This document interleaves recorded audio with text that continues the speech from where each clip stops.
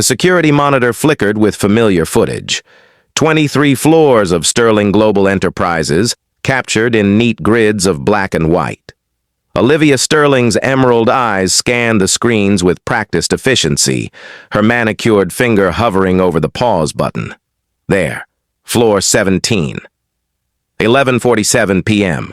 Ethan Cole, night janitor, employee, stood motionless outside her glass-walled corner office. Not cleaning, not moving, just watching. How long has this been happening?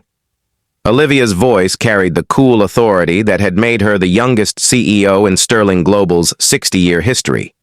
Marcus, her head of security, shifted uncomfortably. 3 weeks that we've documented. Could be longer. Olivia leaned forward, her reflection merging with Ethan's frozen image on the screen. At 34, she'd built an empire on reading people, their tells, their weaknesses, their ambitions. But this man? 4 years he'd been invisible, a shadow moving through her building after executives fled to their suburban sanctuaries. Background? Clean. Too clean. Marcus pulled up the file. Ethan Cole, 41. Previous employment, various, no college listed, single father, emergency contact, St. Jude's Private Academy. Olivia's perfectly shaped eyebrow arched. A janitor affording St. Jude's? That's $40,000 a year in tuition. Exactly what concerned me.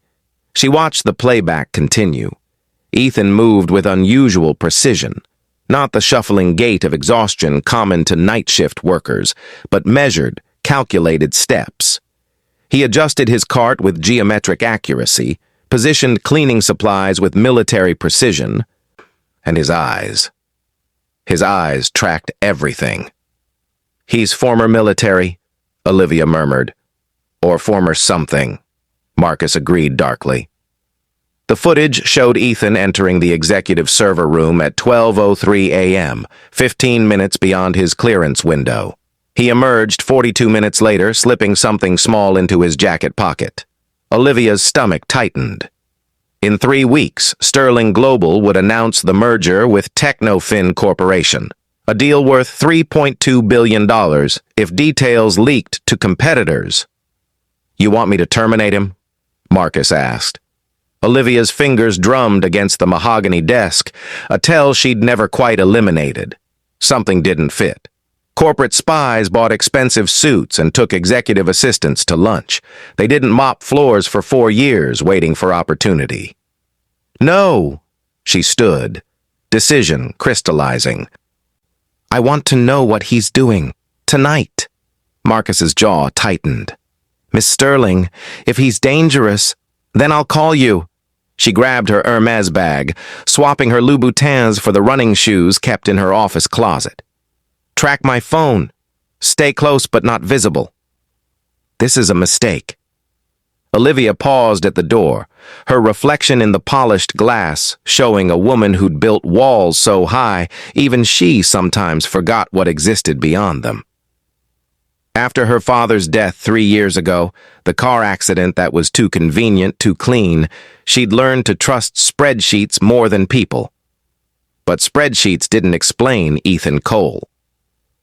Security footage showed him lingering, she said softly, more to herself than Marcus. And I have no idea that what I'm about to discover will change everything. The November air bit through Olivia's cashmere coat as she positioned herself behind a parked delivery truck across from Sterling Global's service entrance. At 10:47 p.m. exactly, the door opened. Ethan emerged, his worn canvas jacket zipped against the cold. He carried a battered backpack, the same one he'd worn for 4 years. But tonight, Olivia noticed details she'd never registered before. The way he scanned the street with methodical precision, how his posture shifted once beyond the building's cameras, the deliberate route he chose through shadows rather than streetlights. She followed at a careful distance as his path wound through Manhattan's financial district.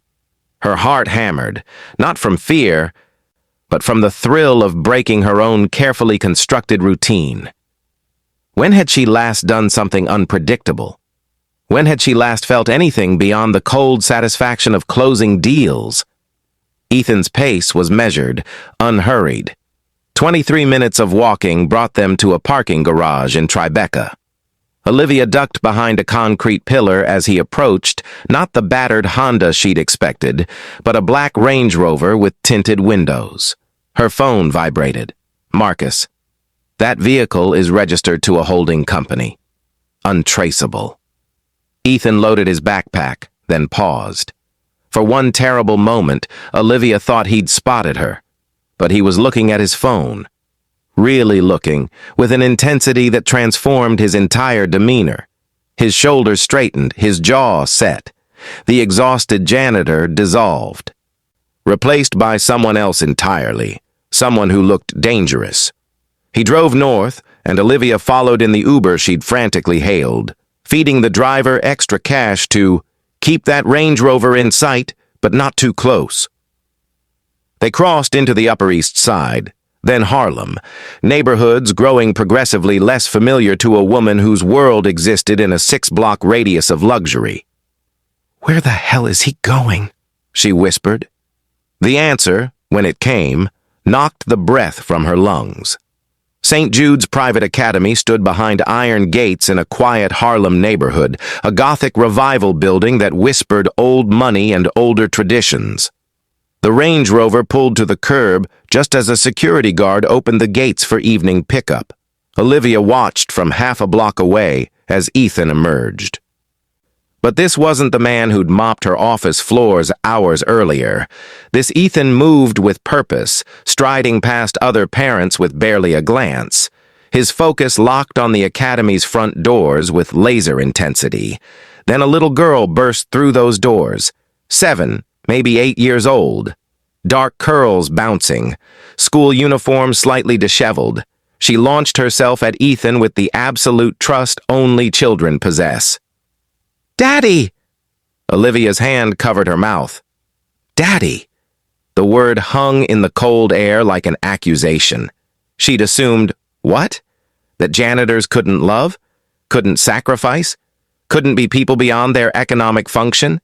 Shame heated her cheeks. But then she noticed the woman who'd followed the girl out, older, well-dressed, with the bearing of a grandmother. The exchange was brief but telling. Ethan handed her an envelope, thick with what could only be cash. Not checks, cash. The kind of transaction that left no paper trail. "Keep her safe until the hearing," his voice carried in the quiet evening, and Olivia's Spanish was good enough to catch his meaning. Hearing? Her mind raced. Family court? Immigration? Criminal? The woman nodded, kissed the girl's forehead, and disappeared back into the academy. Ethan buckled his daughter into a car seat with practiced efficiency, his hands gentle but his eyes constantly scanning, looking for threats Olivia couldn't identify. As the Range Rover pulled away, Olivia stood frozen on the darkening street. Every assumption she'd made about Ethan Cole had just shattered like her office's glass walls under a wrecking ball. He wasn't living in poverty. He was paying for private school, in cash. He wasn't careless. He was protecting someone. He wasn't a nobody. So who the hell was he? Her phone buzzed. "Marcus, do you need extraction?" Olivia stared at the message, then at the taillights disappearing into traffic. The smart move would be walking away, calling security, letting professionals handle whatever this was. Instead, she typed back, "Keep tracking. I'm following him." Marcus's response came immediately. "That decision could put you in danger." Olivia pocketed her phone without replying. Danger. The word should have frightened her. Should have sent her running back to her penthouse and its 16 security cameras. But as she hailed another Uber, pulse racing with something she hadn't felt in years, Olivia Sterling realized she wasn't afraid. She was alive. And she wasn't stopping until she knew the truth about the invisible man who cleaned her floors by night and lived an impossible life she'd been too blind to see. The game had changed. She just didn't know the rules yet. The Uber driver, a tired woman named Rosa who asked no questions after Olivia handed her $200 bills, maintained a discreet 3-car distance behind the Range Rover. They headed deeper into Brooklyn, past trendy Williamsburg and into neighborhoods where brownstones stood shoulder to shoulder like witnesses to a century of secrets. Olivia's phone continued buzzing with messages from Marcus, each more urgent than the last. She silenced it. Whatever rules governed her carefully controlled life no longer applied tonight. The Range Rover pulled over on a tree-lined street in Brooklyn Heights. Olivia watched Ethan and his daughter emerge, the girl chattering animatedly about something that made him smile. A real smile, unguarded and warm. Nothing like the careful neutrality he wore at Sterling Global. "Wait here," Olivia told Rosa, then reconsidered. "Actually, you can go." "You sure, honey? This ain't exactly your neighborhood." Olivia glanced at her reflection in the window. Designer coat, perfectly styled hair, jewelry that cost more than most people's cars. "I'll be fine." Rosa's doubtful expression said otherwise, but she took the cash and drove away, leaving Olivia alone on a street that smelled of autumn leaves and old money of a different vintage than she was used to. She expected Ethan to enter one of the converted apartments common to the area. Maybe a garden-level unit, something modest, something that made sense for a janitor who somehow afforded private school tuition. Instead, he walked up the stone steps of a pristine 4-story brownstone that had to be worth, Olivia's real estate instincts kicked in automatically, at least $10 million.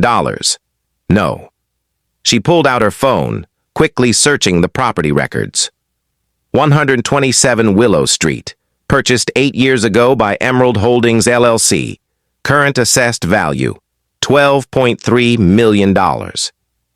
Olivia's hands trembled as she zoomed in on the property details.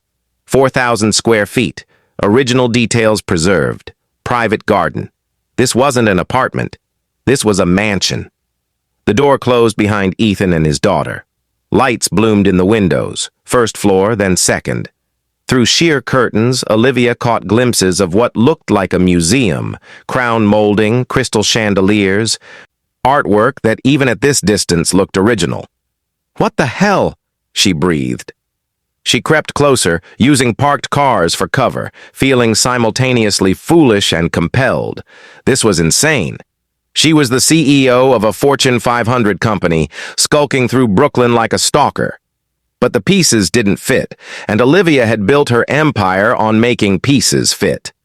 Through a ground floor window, she watched Ethan help his daughter with homework at a dining table that could seat 12. He'd changed from his janitor's uniform into jeans and a simple sweater, casual clothes that somehow made him look more formidable, not less. His daughter giggled at something he said, and the sound pierced through Olivia's carefully constructed armor. He's human, she thought, then immediately hated herself for the surprise in that realization. Of course he was human.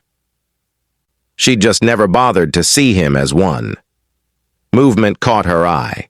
Ethan stood, ruffling his daughter's hair, and walked toward the back of the house. Olivia shifted position, circling the building while trying to look like she belonged in this neighborhood where everyone definitely knew their neighbors. A basement window glowed with bluish light. She crouched beside it, peering through a gap in the curtains, and stopped breathing. The basement wasn't a rec room or storage space. It was an office. No, a command center. 3 large monitors displayed what looked like financial data, news feeds, and security footage. Not just any security footage. Sterling Global's lobby, her office building, her company. Ethan sat at the desk, his posture completely changed. Gone was the deferential slouch of the janitor. This man sat with the confidence of someone used to power, authority, control. He pulled out a laptop, expensive military grade from what Olivia could see, and began typing with the speed of someone fluent in code. Then he made a phone call. Olivia couldn't hear the words, but she could read his lips, honed by years of across-the-table negotiations, where sometimes what wasn't said mattered more. "Merger's on schedule. Sterling suspects nothing." "Yes," I'm certain. Her blood ran cold. Inside her office, she has no idea. The world tilted. Olivia grabbed the window ledge for support, her perfect nails scraping against the stone. Corporate espionage. That's what this was. Ethan Cole, whoever he really was, had spent 4 years infiltrating her company, gaining access to her most sensitive spaces, and now... But wait. His next words made even less sense. The evidence is solid. We can move after the announcement. 3 more weeks, and she'll have enough rope to hang herself with. She? Olivia? Or someone else? Ethan leaned back, running his hands through his hair in a gesture that spoke of exhaustion deeper than any night shift could cause. When he spoke again, his voice changed, softer, laced with something that sounded like grief. I know what I'm risking. Yes, I know about Sarah. That's exactly why I can't stop. Sarah? The daughter? No, his tone was wrong. This was someone lost, not someone upstairs doing homework. Olivia's phone buzzed again. Marcus. Sterling Global Security just reported a breach attempt on the server room. Remote access. We're locking down. Where are you? She stared at the message, then at Ethan in the basement, who was now pulling on a tactical vest over his sweater. A tactical vest, with what looked like Kevlar plating. This wasn't corporate espionage. This was something far more dangerous. Ethan stood, checked a weapon holstered at his hip, and grabbed a jacket. He was preparing to leave. To go where? To do what? Olivia should have run. Should have called Marcus, called the police, called anyone. Instead, she found herself transfixed by the wall behind Ethan's desk, now visible as he moved aside. Photos, dozens of them, connected by red string and patterns she'd seen in crime thrillers but never in real life. And in the center of it all, a photograph she recognized. Her father, Richard Sterling, dead 3 years in a car accident that police had ruled mechanical failure. Except in Ethan's photo, her father's car wasn't alone. There was another vehicle, partially visible, and notes in red ink. Brake lines cut. Coroner report falsified. Check account transfers 48 hours prior. Olivia's legs gave out. She slumped against the building, mind reeling. Her father's death hadn't been an accident. Someone had murdered him. And Ethan Cole, janitor, single father, owner of a $12 million brownstone, apparently knew about it. Above her, a window opened. Fresh air and the sound of Ethan's daughter singing to herself drifted down. So innocent, so unaware of whatever dark game her father was playing. But Olivia was aware now, hyper-aware, of the danger, the conspiracy, the fact that she'd stumbled into something far bigger than unauthorized server access or stolen merger details. She pulled out her phone to call Marcus, but froze as footsteps approached from inside. The basement door opened, and Ethan emerged into the brownstone's hallway, heading for the front door. Heading straight toward where Olivia crouched in the shadows. She had seconds to decide, run and maybe be seen, stay and definitely be caught. Or... The third option materialized in the form of a black SUV rolling up to the curb. Not the Range Rover. Something governmental, unmarked but unmistakable. A man emerged, tall, silver-haired, moving with the precise bearing of someone who'd given orders in war zones. He approached the brownstone with a key, letting himself in with the familiarity of frequent visits. Through the window, Olivia watched him greet Ethan with a handshake that turned into a brief embrace. Brothers? Partners? The dynamic screamed military or intelligence, people bonded by shared danger. Status? The silver-haired man asked, his voice carrying through the partially open basement window. 3 weeks until the merger announcement, Ethan replied. Then we move. All the evidence will be compiled. Bank records, communications, everything. We'll have them all. Sterling's CFO, the board members who signed off, the ones who knew Richard was getting close to the truth. Olivia's heart stopped. Richard was getting close to the truth. Her father. They were talking about her father. Not as a random victim, but as someone who'd been killed for discovering something. And his daughter? The silver-haired man asked. The new CEO? Olivia Sterling has no idea, Ethan said, and something in his voice, regret, respect, made Olivia's breath catch. She inherited a company built on corruption she can't see. 3 years running it, and she hasn't noticed the inconsistencies her father died trying to expose. The words hit like physical blows.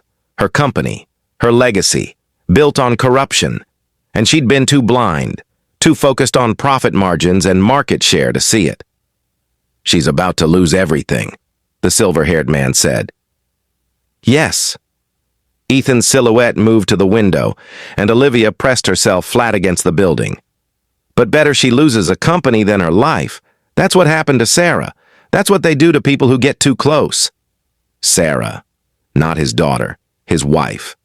The pieces crashed together with devastating clarity. Ethan Cole wasn't a corporate spy trying to steal secrets. He was hunting the people who'd killed his wife and her father.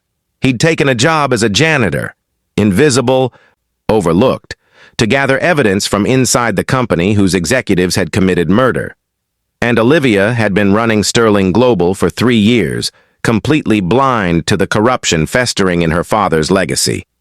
Above, Ethan's daughter called out, "Daddy, can we have ice cream after dinner?"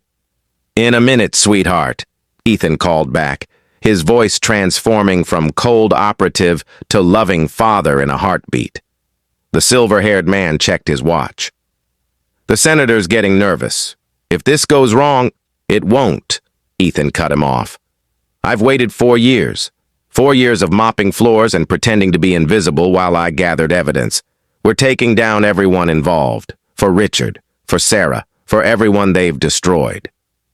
Even if it destroys his daughter's company in the process?" Ethan's pause spoke volumes. "Olivia Sterling is collateral damage, but she's alive. That's more than Sarah got." Olivia had to bite her fist to keep from crying out. Collateral damage, her life's work, reduced to acceptable losses in someone else's war for justice. A war she hadn't known existed. A war fought by a man she'd never truly seen. The silver-haired man left moments later, and Ethan disappeared back into the brownstone's depths. Olivia remained frozen against the building, her world unraveling with each revelation. Her father, murdered. Her company, corrupt. Her CEO position, built on lies. And Ethan Cole, not a janitor, but an avenging angel hiding in plain sight. She should have been terrified, furious, ready to fight back or flee. Instead, as she finally pushed herself upright and stumbled toward the street, Olivia felt something unexpected blooming in her chest alongside the shock and betrayal. Respect. Ethan Cole had lost his wife to the same people who'd killed her father, had reduced himself to menial labor, had endured being invisible and overlooked, all to seek justice against enemies powerful enough to fake accident reports and silence witnesses. That took more courage than any boardroom battle Olivia had ever fought. It also meant she was standing on the wrong side of this war. Her Uber arrived. She'd somehow had the presence of mind to call it, and as Brooklyn blurred past the windows, Olivia made a decision that would change everything. She wasn't going to stop Ethan Cole. She was going to help him, even if it meant destroying everything she'd built. Because for the first time in 3 years, Olivia Sterling was seeing clearly. And what she saw was a truth her father had died trying to expose, a truth that had cost Ethan Cole his wife and his life, a truth that someone was willing to kill to keep hidden. The question now wasn't whether to act. It was whether she could act fast enough to survive learning what her father had died knowing. Olivia didn't sleep. How could she? Every time she closed her eyes, she saw that wall in Ethan's basement, red strings connecting her father's face to documents, account numbers, names she'd approved bonuses for just last quarter. At 4:47 a.m., she gave up and went to her home office, a glass and chrome space overlooking Manhattan that suddenly felt like a monument to her own willful blindness. She'd been so proud of this view, this life, this empire, built on bodies she'd never known to count. Her laptop glowed in the pre-dawn darkness as Olivia began her own investigation. If Ethan Cole had found evidence of corruption at Sterling Global, it had to exist in the company's records. She just needed to know where to look. She started with her father's final months. Richard Sterling had been obsessive about documentation. She'd inherited that trait, but the files from his last year seemed thin. Meetings without agendas, account transfers without explanations, travel expenses for locations he'd never mentioned. Chicago, 3 times in his final months, Phoenix, twice, and Houston, just 5 days before his death. Olivia pulled up the company's transaction records for those periods, using her CEO access to bypass the security protocols. What she found made her stomach turn. Each trip corresponded with large transfers from obscure subsidiary accounts. Millions of dollars moving through shell companies with names like Aegis Consulting and Prometheus Holdings. Money flowing out of Sterling Global and disappearing into financial black holes. But to where? And for what? She dug deeper, tracing the shell company's registration documents, all filed in Delaware, all listing the same law firm as their agent, Morrison & Kent, LLP. Olivia's hands froze over the keyboard. Morrison & Kent was Sterling Global's law firm, the same firm that had handled her father's estate, the same attorneys who'd assured her the company was in perfect legal standing when she took over as CEO. They'd lied. Or worse, they'd been part of it. Dawn broke over Manhattan as Olivia compiled her findings into a private, encrypted file. Her father had discovered these same anomalies, had maybe even confronted people about them, and then his car's brake lines had mysteriously failed on a mountain road, sending him over a cliff in what police called a tragic accident. Nothing tragic about murder. The question was, how many people at Sterling Global knew, and how many of them would kill again to keep it quiet? At 7 a.m., Olivia arrived at Sterling Global's headquarters, bypassing her usual entrance to slip in through the service door, Ethan's door. Marcus was waiting, concern etched across his face.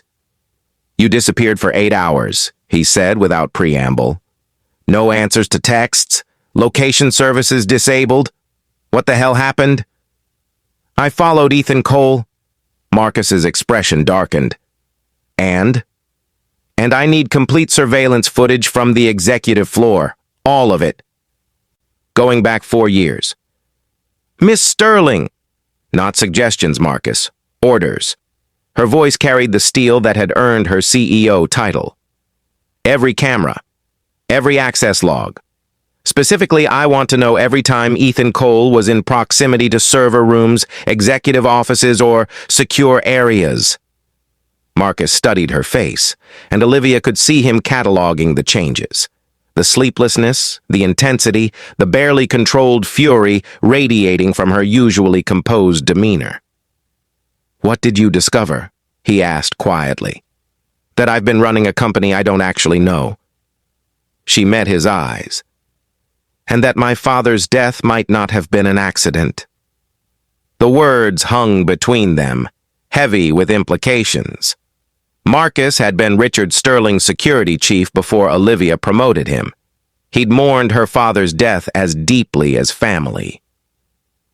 "Who?" The single word carried violence in its undertones. "That's what I'm going to find out." She headed toward the elevators. "Get me that footage, and Marcus, no one else knows about this conversation. Not HR, not the board, not your own team, just you and me." "Understood." The executive floor was already buzzing with Monday morning energy when Olivia reached her office. Through the glass walls, she could see her team assembling. The CFO, the COO, division heads preparing for their weekly strategy session. People she'd trusted. People she now had to suspect. Her assistant, Jennifer, appeared with coffee. Your 9 o'clock is here early. Mr. Morrison from the law firm. He says it's urgent regarding the Technofin merger. Morrison. From Morrison and Kent, the firm connected to those shell companies. Give me 5 minutes, Olivia said, settling behind her desk. Then send him in. She used those minutes to compose herself, to slide back into the mask of CEO competence that had served her so well. When Gregory Morrison entered, silver-haired, expensive suit, practiced smile, Olivia gave him nothing but professional courtesy. Gregory, what brings you by? Just some final details on the merger documents. He placed a folder on her desk. Need your signature on these amended clauses. Olivia opened the folder, scanning the legalese. On the surface, it looked standard. Liability protections, indemnity clauses, the usual corporate safety nets. But tucked into Section 7, subsection C, a clause transferring all historical liabilities of Sterling Global's subsidiary companies to a new holding entity post-merger, effectively cleaning the company's past and making any previous financial irregularities impossible to trace. This is new, she said carefully. Standard practice for mergers of this size. Morrison's smile never wavered. Protects both parties from legacy issues. What kind of legacy issues? Oh, you know, old contracts, dissolved subsidiaries, that sort of thing. Nothing to concern yourself with. This is all routine, Olivia. Except it wasn't routine. It was erasure. Olivia picked up her pen, and Morrison visibly relaxed. She signed the first page, then the second, watching his satisfied expression as he prepared to collect the documents. Then she stopped. Actually, Gregory, I want our internal audit team to review these clauses first, just to be thorough. Morrison's face went blank for a microsecond, a crack in the facade. That's really not necessary. I insist. She closed the folder. Give me 48 hours. The merger timeline allows for it. Olivia. His tone shifted, losing the avuncular warmth. Your father trusted my firm implicitly. I'd hate for you to complicate a relationship that served Sterling Global so well. The threat was subtle, but unmistakable. Olivia met his eyes with a level stare she'd learned in boardrooms full of men who thought her age and gender made her manageable. My father is dead, she said softly, and I make my own decisions about trust. Morrison's jaw tightened. He collected the folder with movements that had lost their casual smoothness. Of course. 48 hours, but Olivia? The merger clock doesn't stop. We have deadlines. Then we'd better work efficiently. After he left, Olivia sat motionless, listening to her own heartbeat. She'd just made an enemy, or confirmed an existing one. Morrison would report back to whoever was running this conspiracy, and they'd know she was asking questions. Her father had asked questions. Now he was dead. Her intercom buzzed. Miss Sterling, your 9:30 is here. Cancel it. Olivia stood, grabbing her phone. Cancel everything today. I'm working from home. She needed answers, and there was only one person who might have them. At 10:02 p.m., Olivia returned to the Willow Street brownstone, this time prepared.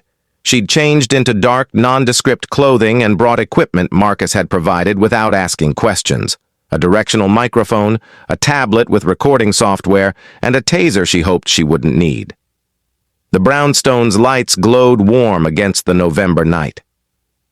Olivia positioned herself behind the same hedge as before, extending the microphone toward the basement window. Voices crackled through her earpiece. Timeline's been moved up.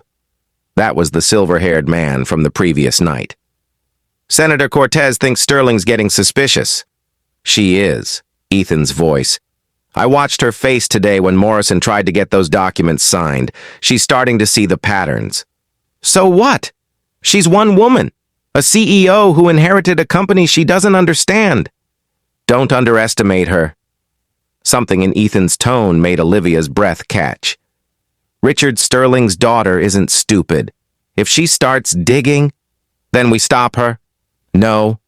Firm. Uncompromising. We've already lost too many people to this. I won't add another body to the count. Even if she could derail the entire operation? She won't, because I'm going to make sure she doesn't get the chance to make the same mistakes her father did. Olivia's hand tightened on the tablet. Protection or threat? She couldn't tell. Your attachment to Richard Sterling's memory is going to compromise this mission, the silver-haired man said. 4 years we've been building this case. 4 years of gathering evidence, documenting every transaction, tracking every corrupt official. We're 3 weeks from bringing down one of the largest corporate criminal conspiracies in U.S. history, and you're worried about the feelings of a CEO who's been signing off on this corruption for 3 years? She didn't know. Ignorance isn't innocence, Cole. Sometimes it is. Ethan's voice dropped. Sometimes people trust the wrong institutions because they're taught to. Sterling Global was her father's life. She inherited it thinking she was protecting his legacy, not perpetuating the system that killed him. And Sarah? You think Sterling's ignorance brings your wife back? The silence that followed felt like violence. No, Ethan finally said, each word carefully controlled. Nothing brings Sarah back. But destroying Olivia Sterling won't honor Sarah's memory either. My wife died because she was in the wrong place at the wrong time. She uncovered evidence they couldn't let exist. But Olivia Sterling? She's been in the right place her whole life and never saw what was hidden in plain sight. That's not our problem. It is now. Footsteps. Because if we take down Sterling Global without giving her a chance to understand what her company really is, we're just creating another casualty. And I'm done creating casualties. Olivia's vision blurred. She wiped her eyes angrily, refusing to cry. Not here, not now. The conversation shifted to logistics, account numbers, witness lists, federal prosecutors. Olivia recorded it all, her mind spinning with the implications. Ethan Cole wasn't just seeking revenge, he was building a legal case. One comprehensive enough to prosecute everyone involved in what sounded like a massive fraud and money laundering scheme, using Sterling Global as the vehicle, using her company, her legacy, her father's dream, perverted into a criminal enterprise. Movement in her peripheral vision made Olivia freeze. A car pulled up to the curb, expensive, sleek, completely wrong for this neighborhood. A man emerged, checking his surroundings with practiced paranoia before walking toward the brownstone. Olivia zoomed in with her phone camera, snapping photos. The man's face triggered recognition. James Thornton, Sterling Global's CFO. The man who'd run the company's finances for 8 years. The man who reported directly to her. And he was here, at Ethan Cole's house, at 10:30 p.m. on a Monday night. Thornton knocked. A specific pattern. The basement door opened, but not Ethan or the silver-haired man emerged. A third person Olivia hadn't known was there. Younger, military-bearing, wearing tactical gear. Status? Thornton's voice carried, sharp with stress. She's asking questions. The younger operative. Morrison reported she wouldn't sign the merger amendments. Damn it, Thornton paced. If she starts an internal audit, then we accelerate the timeline. This from inside the silver-haired man. We have enough evidence to move now. And Sterling? Cole's right. We can't eliminate her without drawing too much attention. Not after her father's convenient accident. Olivia's blood turned to ice. Eliminate her. They were discussing her murder as casually as a business decision. So what do we do? Thornton asked. We let her think she's in control. Ethan's voice now, and Olivia strained to hear every word. She's smart, but she's never had to play this kind of game. We feed her carefully controlled information, let her believe she's uncovering the conspiracy. Meanwhile, we stay 3 steps ahead and make sure she doesn't get killed before the case breaks. You're playing a dangerous game, Thornton warned. I've been playing it for 4 years. Ethan emerged into view through the basement window, and Olivia saw his face clearly for the first time since this had begun. Exhausted, haunted, but determined. Olivia Sterling inherited her father's company and his enemies. The least I can do is make sure she survives learning the truth he died for. And if she doesn't cooperate, then I'll make her. Ethan's jaw set. One way or another, this ends in 3 weeks. Sterling Global falls. The people responsible for Richard and Sarah's deaths go to prison, and Olivia Sterling gets to decide whether she's going to be part of the solution or just another obstacle. Thornton nodded and left moments later. Olivia remained hidden, processing everything she'd heard. They knew she was investigating. They were planning around her. And Ethan Cole, mysterious, infuriating Ethan Cole, was apparently trying to keep her alive despite her interfering with his 4-year mission. She should have felt grateful. Instead, she felt furious. He'd called her an obstacle, suggested she was too naive to play this kind of game, decided her fate without giving her a voice, just like every other man who'd underestimated her. Olivia packed up her equipment and headed back to her car, mind already formulating a plan. If Ethan Cole thought she'd remain a passive piece on his chessboard, he'd badly miscalculated. She'd spent 3 years running a Fortune 500 company she now knew was built on corruption. 3 years signing off on transactions that funded criminal enterprises. 3 years blindly honoring a father whose murder she'd accepted as an accident. No more. Tomorrow, she'd begin her own investigation, not following Ethan's carefully controlled path, but blazing her own. She'd trace every suspicious transaction, interview every person who'd worked with her father in those final months, and uncover the truth regardless of who it destroyed, including herself, if necessary. Because Olivia Sterling had just discovered something that changed everything. She wasn't the victim of this conspiracy, she was complicit in it, and that meant she had more power than Ethan Cole suspected, and far more to lose. The real game was just beginning, and this time she'd be playing by her own rules. 3 weeks. I have 3 weeks before everything crashes down. Olivia sat in her office Wednesday morning, staring at the spreadsheet that had consumed her last 48 hours. She'd barely slept, surviving on coffee and the bitter fuel of betrayal. What she'd uncovered made the initial shell companies look like amateur hour. Sterling Global wasn't just moving money through suspicious accounts. It was a hub, a sophisticated money laundering operation, processing hundreds of millions through legitimate business transactions, defense contracts, real estate development, technology acquisitions, all of it paper clean on the surface, all of it rotting underneath. And signatures on many of the approval documents? Hers. Olivia Sterling, CEO, unwitting accomplice to corporate fraud.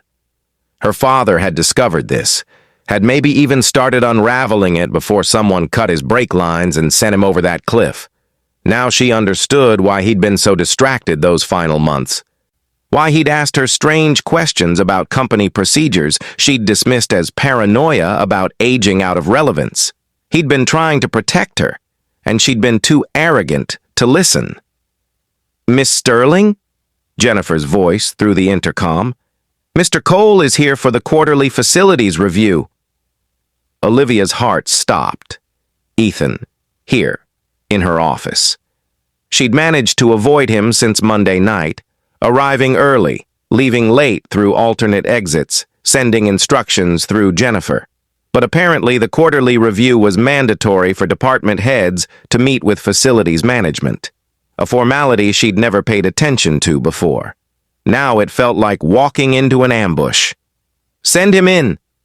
Ethan entered with the same downcast demeanor he always wore in public, shoulders slightly hunched, eyes respectfully lowered, worn clipboard in hand. He wore the janitorial uniform that had made him invisible for 4 years, but Olivia could no longer unsee the tactical vest she knew existed underneath, the weapon holstered at his hip, the military precision in his carefully shuffling gait. "Miss Sterling." His voice was quiet, deferential. Sorry to interrupt. Just need a few minutes to review facility access protocols. Of course. Olivia gestured to the chair across from her desk. Please. For a long moment, they sat in silence. Ethan reviewed papers on his clipboard with apparent focus.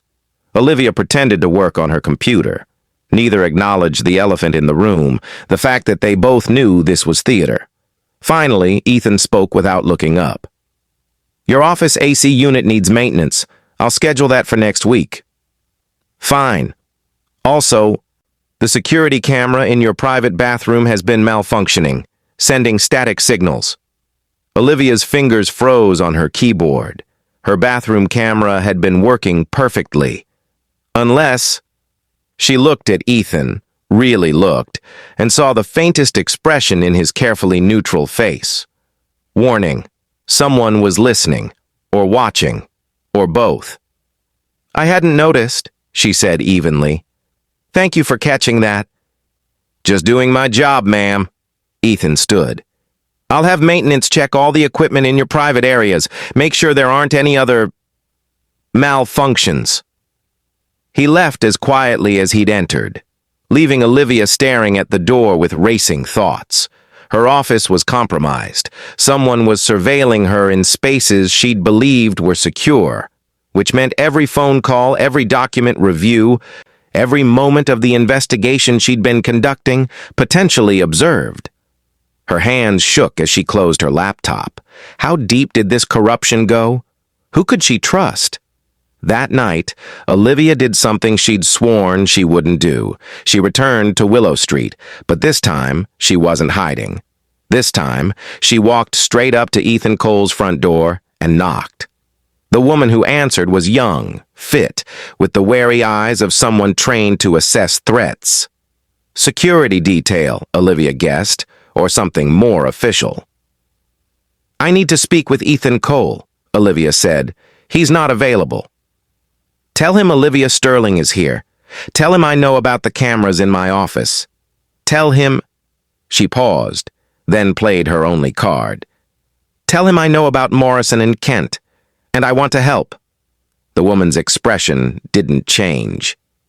But she stepped aside. Wait here. The brownstone's interior was even more impressive up close. Original hardwood floors, crown molding that spoke of 19th century craftsmanship, artwork that belonged in museums. But what caught Olivia's attention was the subtle security. Cameras in every corner, reinforced doors, window glass that looked bulletproof. This wasn't just a home, it was a fortress. Voices drifted from deeper in the house. Ethan's daughter laughing, then a woman's voice reading a story. Domestic normalcy layered over operational security. The cognitive dissonance made Olivia's head spin. Footsteps on the stairs. Ethan descended, still in civilian clothes, but with that changed posture that transformed him from janitor to something far more dangerous. He stopped 3 steps from the bottom, looking at her with unreadable eyes. You shouldn't be here. I shouldn't be a lot of places, apparently. Olivia crossed her arms. Like running a company I don't understand. Signing documents I've never questioned. Living in ignorance while people die around me. Something flickered in Ethan's expression. Olivia, don't. She cut him off. Don't Olivia me. Don't pretend we're strangers having a civil conversation. I know who you are. I know what you're doing. And I know... Her voice cracked, despite herself. I know my father was murdered because he discovered the same things you're investigating. Ethan descended the final steps, slowly, as if approaching something fragile. How much have you figured out? Enough to know Sterling Global is being used to launder money for someone.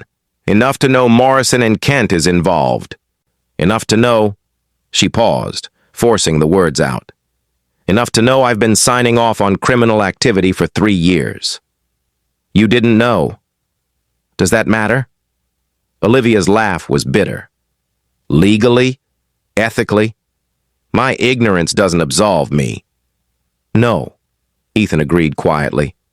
But it does give you a choice about what happens next. I want in. No, you don't get to decide that. Yes, I do. Ethan's voice hardened. This operation has been 4 years in the making. Federal prosecutors, multiple agencies, witnesses who've risked their lives. I'm not letting you compromise it because you're feeling guilty. I'm not. Olivia stopped, forcing herself to breathe. I'm not acting on guilt. I'm acting on responsibility. It's my company, my father's legacy, my mess to clean up. Your mess will get you killed. Like it got my father killed? Like it got your wife killed? The words hung in the air like a detonation. Ethan's face went blank, the same careful neutrality he'd perfected as a janitor, but underneath it, Olivia saw grief so profound it was architectural. I'm sorry, she said quietly. That was cruel. It was accurate. Ethan moved to the window, looking out at the quiet Brooklyn street. Sarah was an accountant, forensic specialist. She was brilliant at finding patterns in financial data.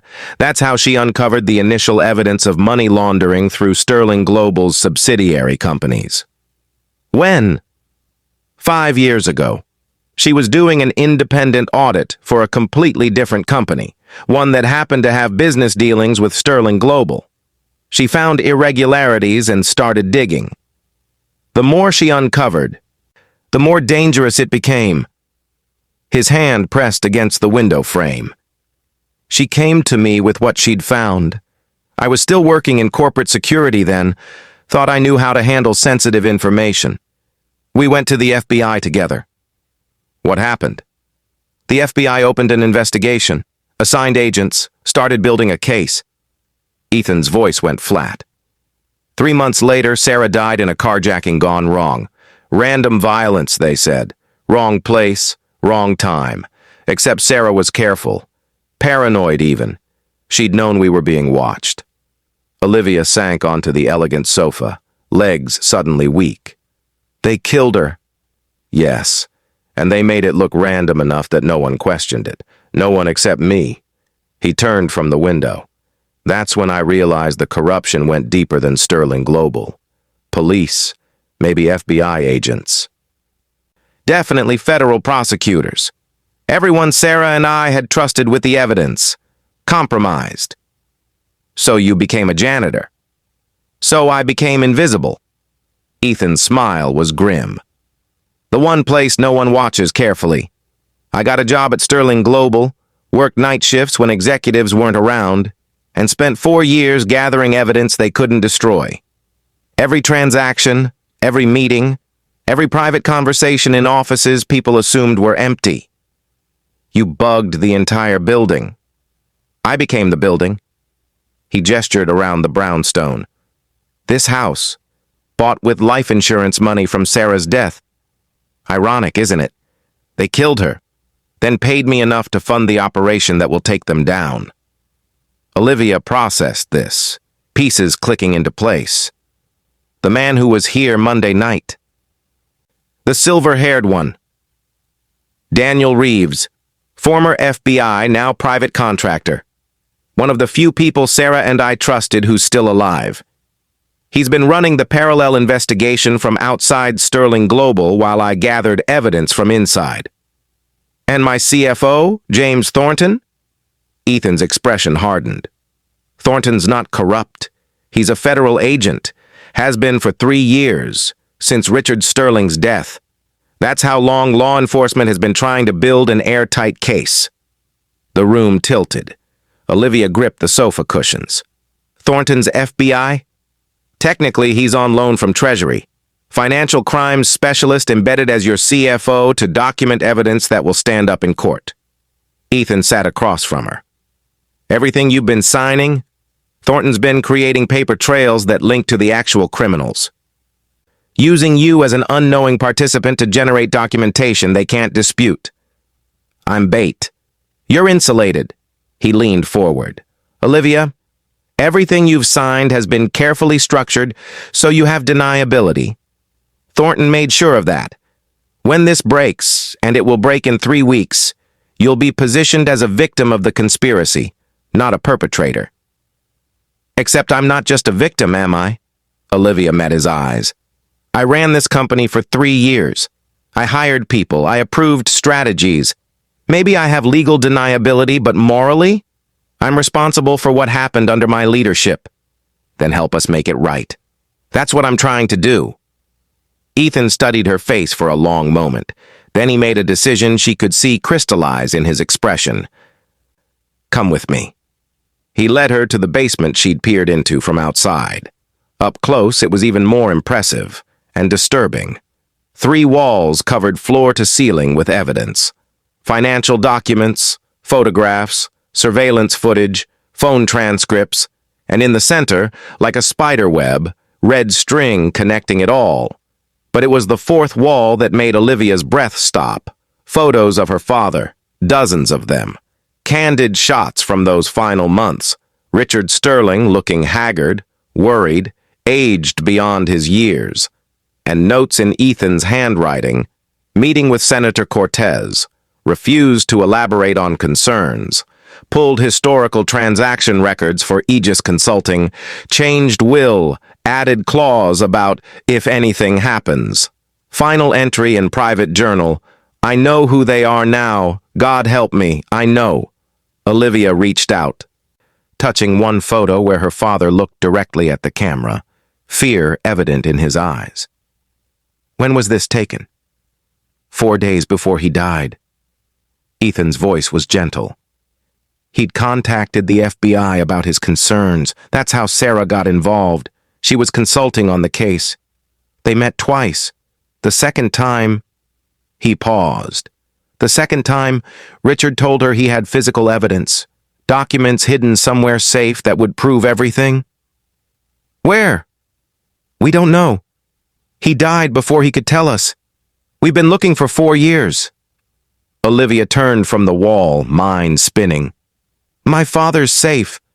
I cleaned it out after his death. We know. FBI already checked. It wasn't there. But there's a second safe. The words came slowly, memory crystallizing. In his private library, behind a false panel. He showed me once when I was 16, made me memorize the combination, said it was for truly important things. Ethan grabbed her shoulders. Are you sure? Yes. The library's been locked since his death. I couldn't bear to go through his things, so I just left it. Shame heated her face. I should have dealt with it years ago. Where? His estate. Connecticut. About 2 hours from here. She checked her watch. We could go now. No.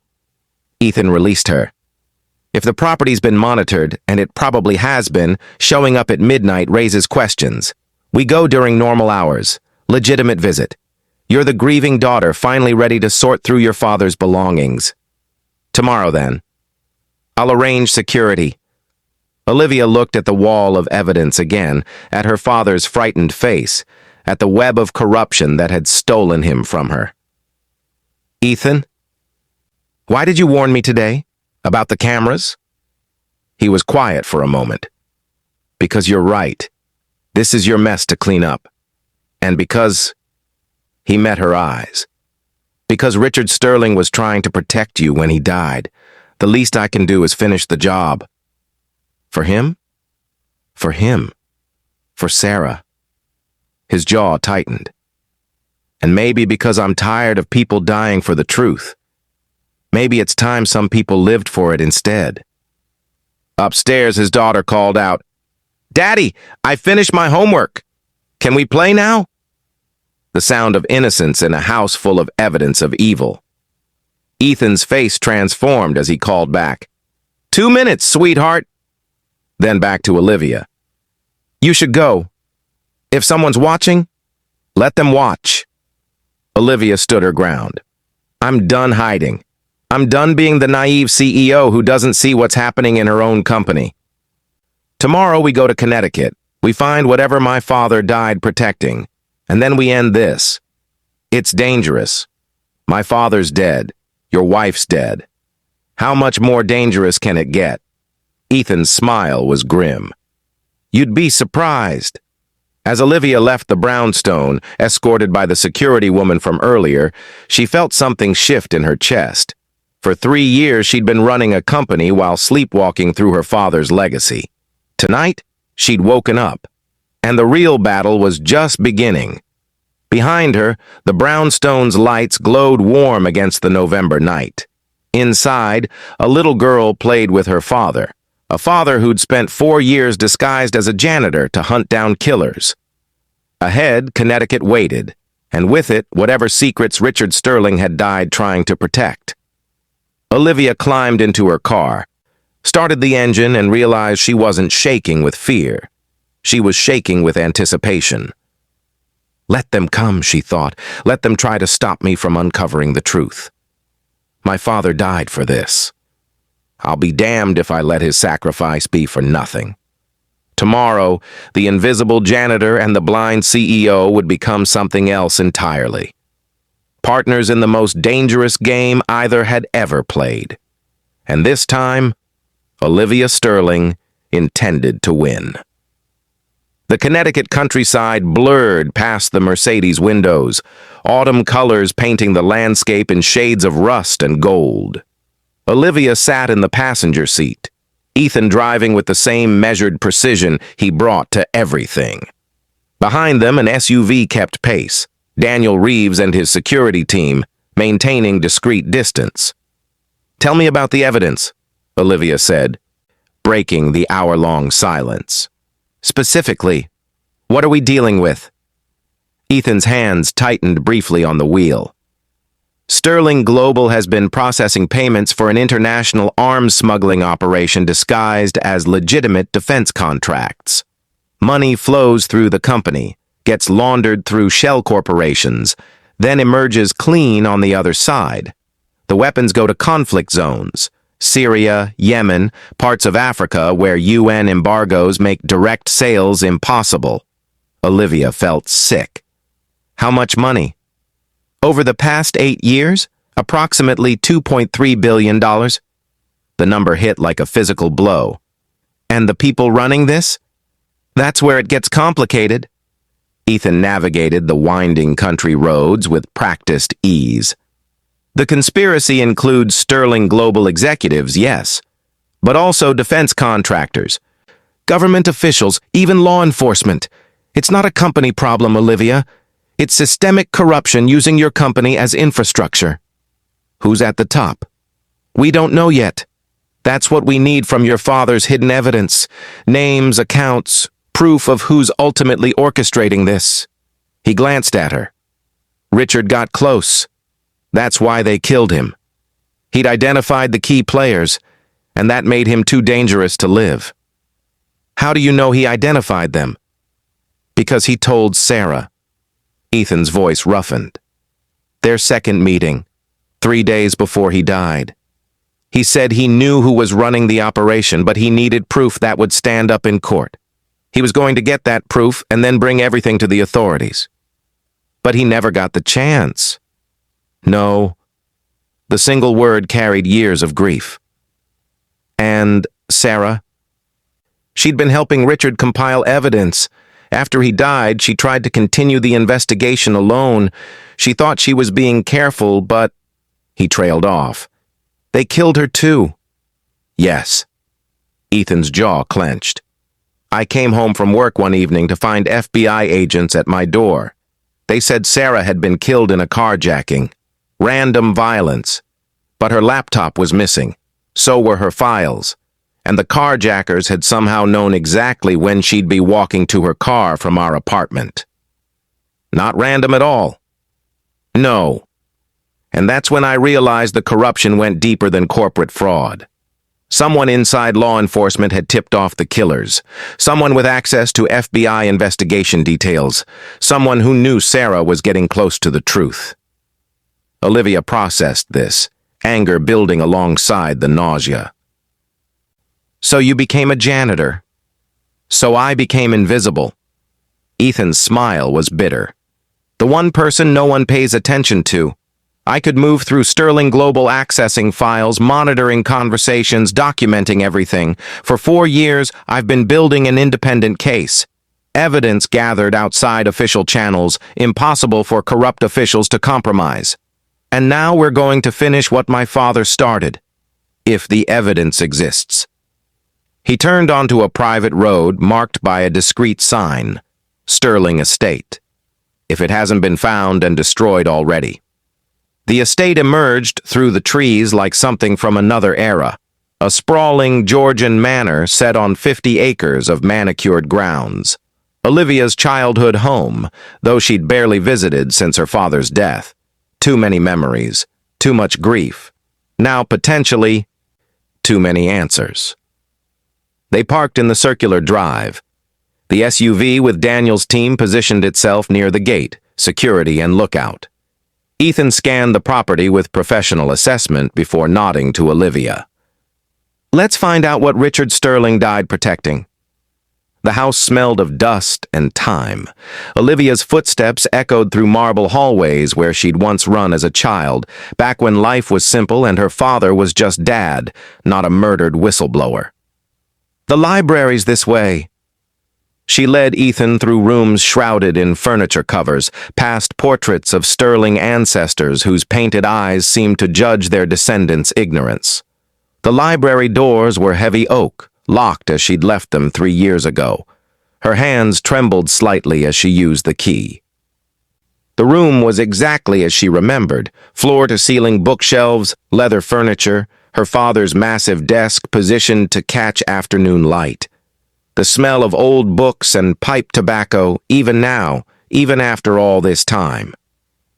The hidden safe is behind that bookshelf. Olivia pointed to the section devoted to military history, her father's obsession. There's a release mechanism built into one of the book spines. Ethan examined the shelves carefully. Which book? The Art of War. Original translation. She reached past him, pressed on the spine just so, and heard a soft click. The entire bookshelf swung outward on hidden hinges, revealing a wall safe behind it. Clever. Ethan stepped back, giving her space. You remember the combination? I think so. My birthday. Olivia's fingers moved over the dial, 150791. Nothing. She tried again, slower. Still nothing. Maybe he changed it, Ethan said. Wait. Olivia closed her eyes, thinking. Her father had shown her this safe when she was 16, July 15th, 2007. Not my birth year. The year he showed me. 150707. The safe opened. Inside, a leather portfolio embossed with her father's initials. Olivia lifted it with shaking hands, carrying it to the desk. Ethan stood close behind as she opened it. Documents.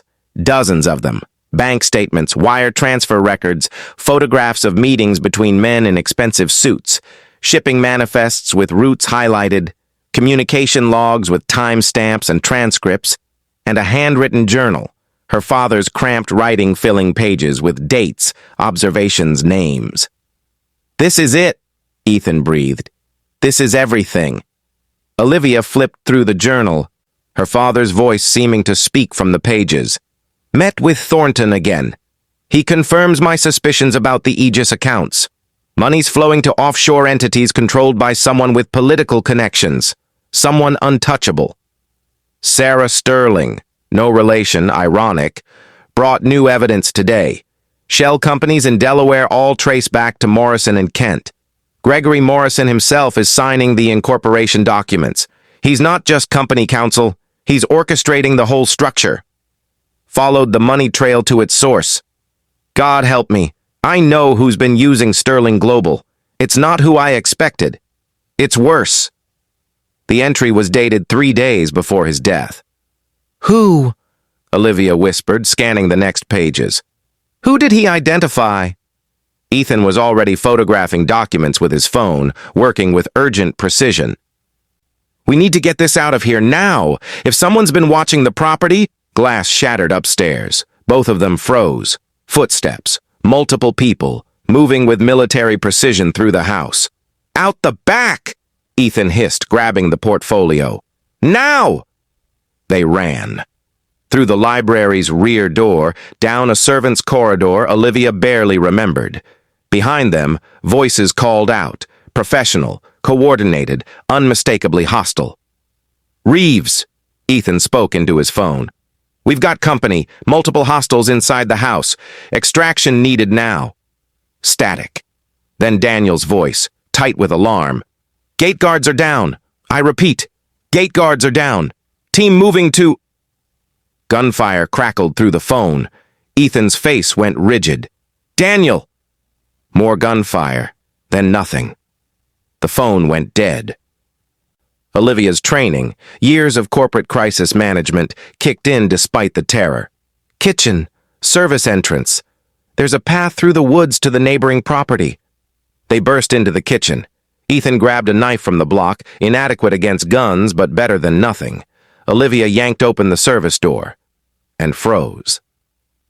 A man stood there, tall, professionally dressed, familiar in a way that made her stomach drop.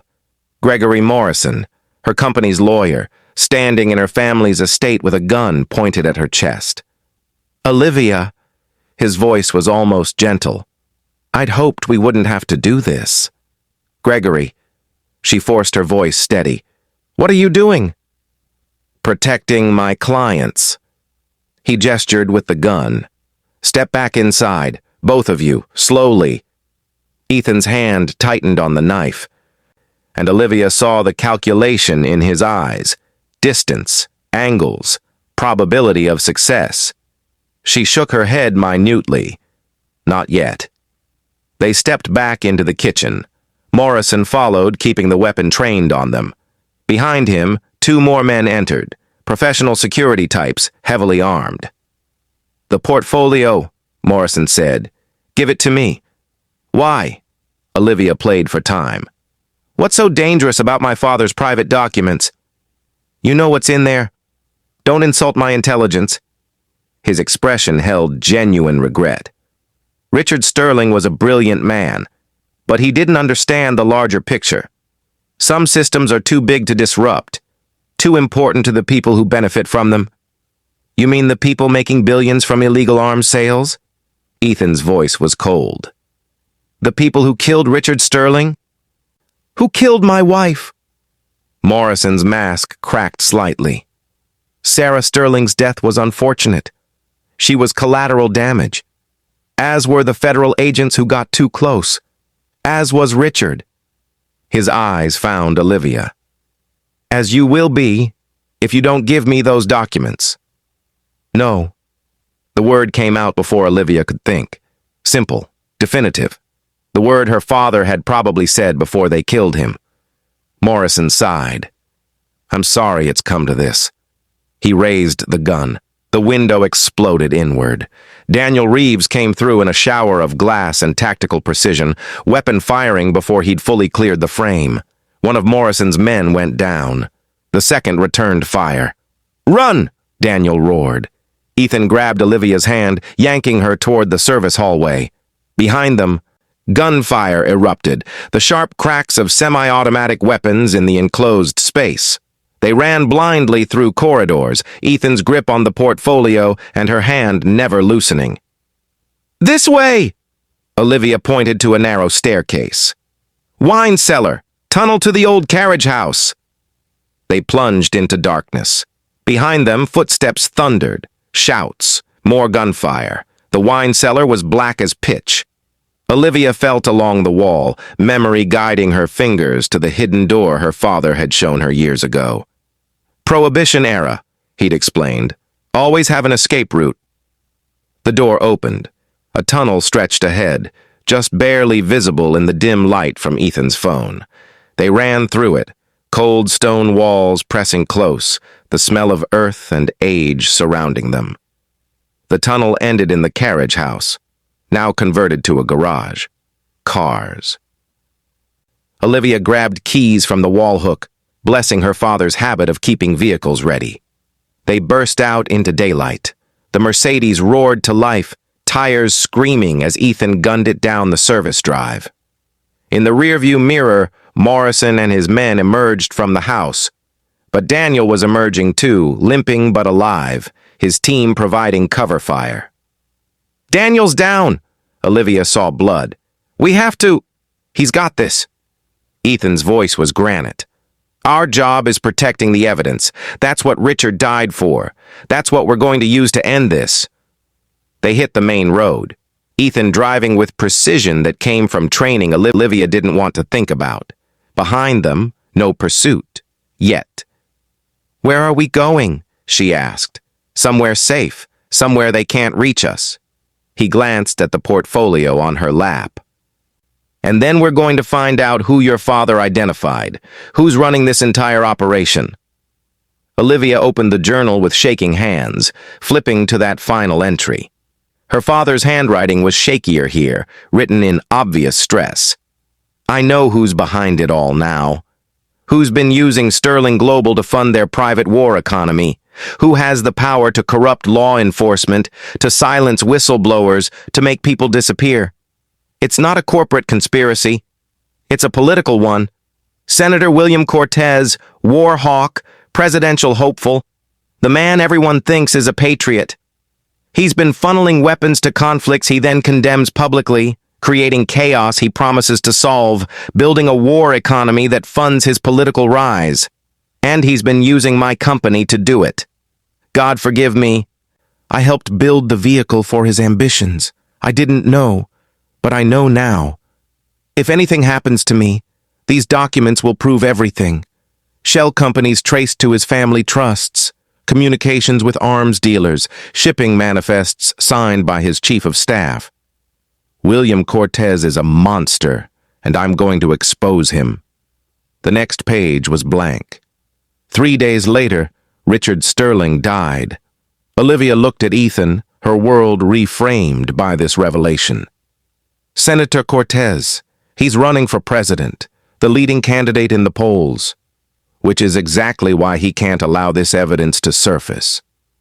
Ethan's hands whitened on the wheel.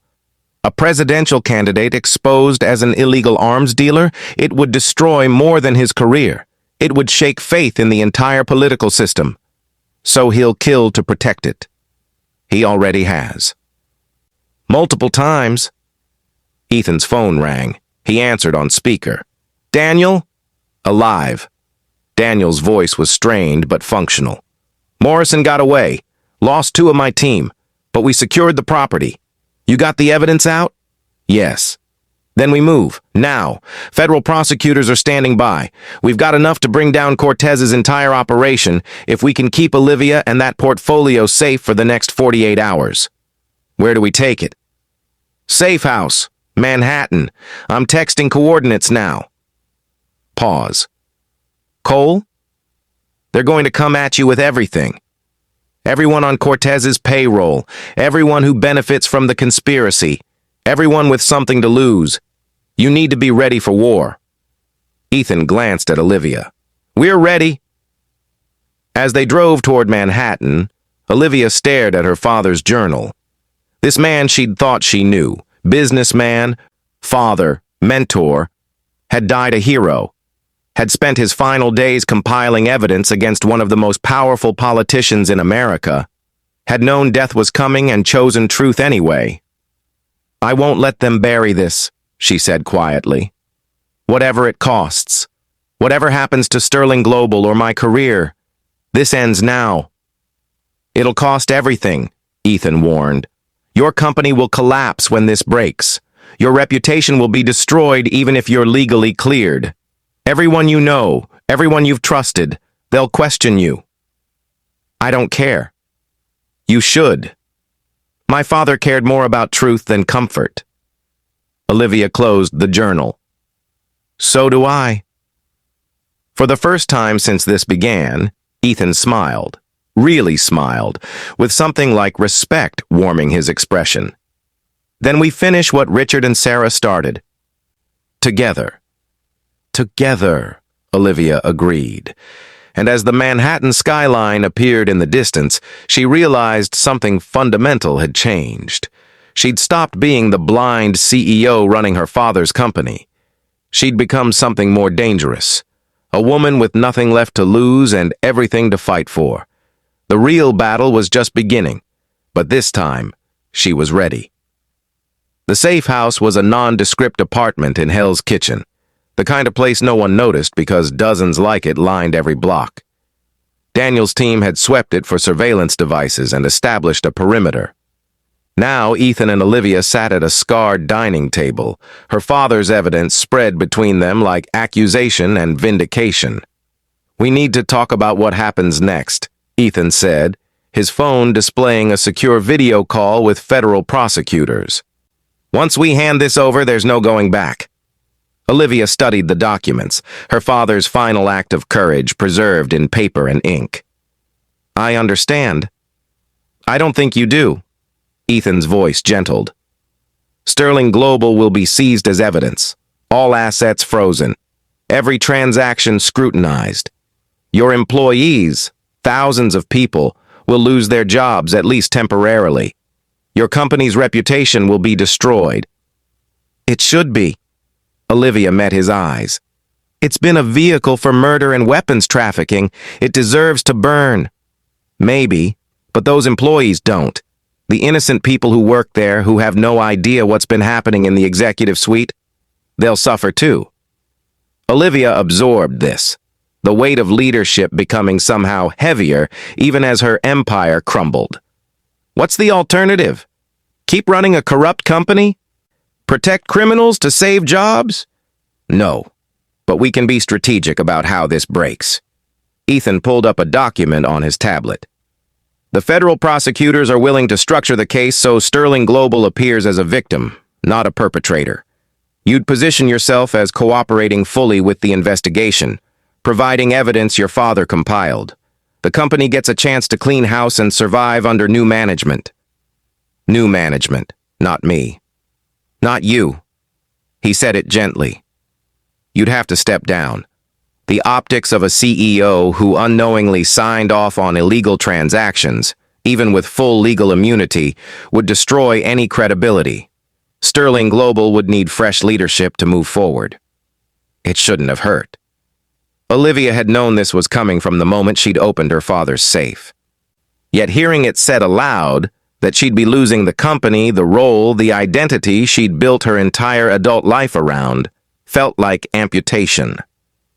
"What about the people responsible?" she asked, instead of acknowledging the pain.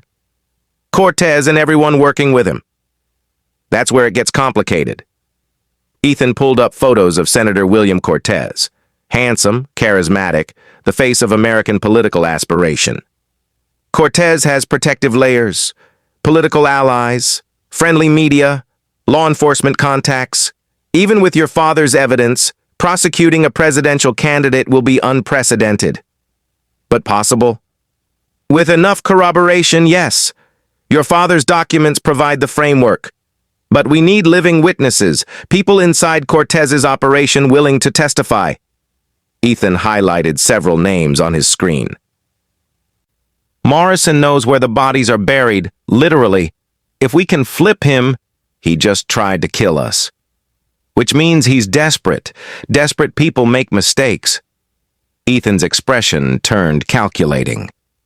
"Morrison's facing life in prison. But if he cooperates, provides testimony against Cortez, the FBI can offer deals." Olivia felt sick. "You want to let him walk after he murdered my father?" "I want to destroy the system that ordered your father's death. Morrison's a soldier. Cortez is the general." Ethan's voice hardened. "I want every person involved, every politician, every executive, every corrupt official who enabled this. And to get them all, we need Morrison's testimony." The tactical brutality of it hit her. This wasn't about revenge. It was about justice, cold and complete. And justice sometimes meant making deals with demons to reach the devil. "I hate it," she said quietly. "So do I. But Sarah..." He paused, swallowing. Sarah would have understood. She always said, "You fight the way that wins, not the way that feels good." "Your wife sounds like she was remarkable." She was. Ethan's fingers touched his wedding ring, He still wore it, Olivia noticed.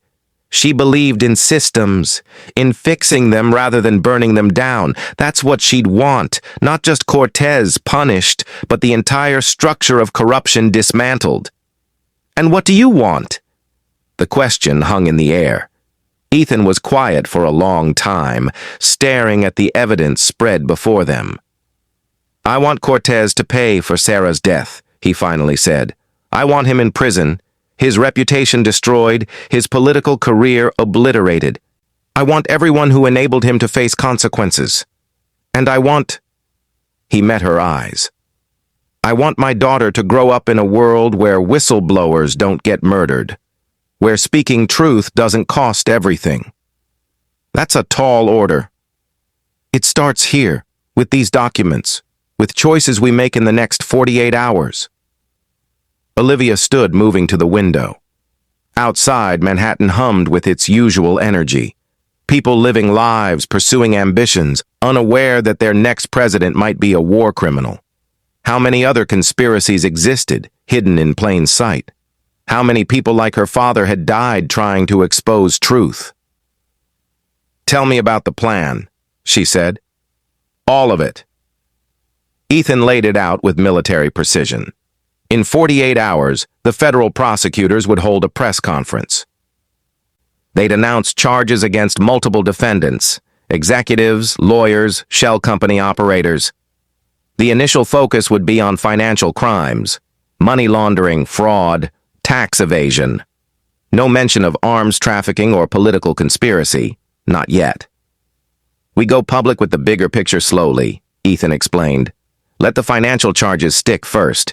Meanwhile, the FBI works on flipping witnesses, Morrison, his associates, anyone facing serious prison time who might trade information for leniency. And Cortez? Cortez gets investigated quietly.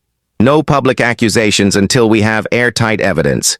Your father's documents get us started, but we need more. Direct testimony, recorded conversations, paper trails linking him personally to weapons shipments. That takes time. How much time? Months. Maybe longer. Ethan pulled up a timeline. But here's what happens immediately. Sterling Global gets subpoenaed, all records seized. You cooperate fully, turning over everything your father compiled plus company records. You're positioned as a victim of the conspiracy, someone who inherited a corrupt company without knowledge. Because that's true. Yes, but it's also strategic. We need you credible. You're going to be our public face, the CEO who discovered her company was being used for criminal purposes and immediately aided law enforcement.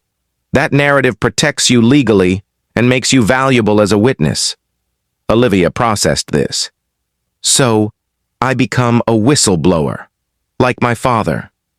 Like your father, with the advantage of surviving it. What about your role? I disappear. He said it simply. Officially, I'm just a janitor who happened to have access to security footage. My real identity, my history with Sarah, my 4-year investigation that stays buried for now.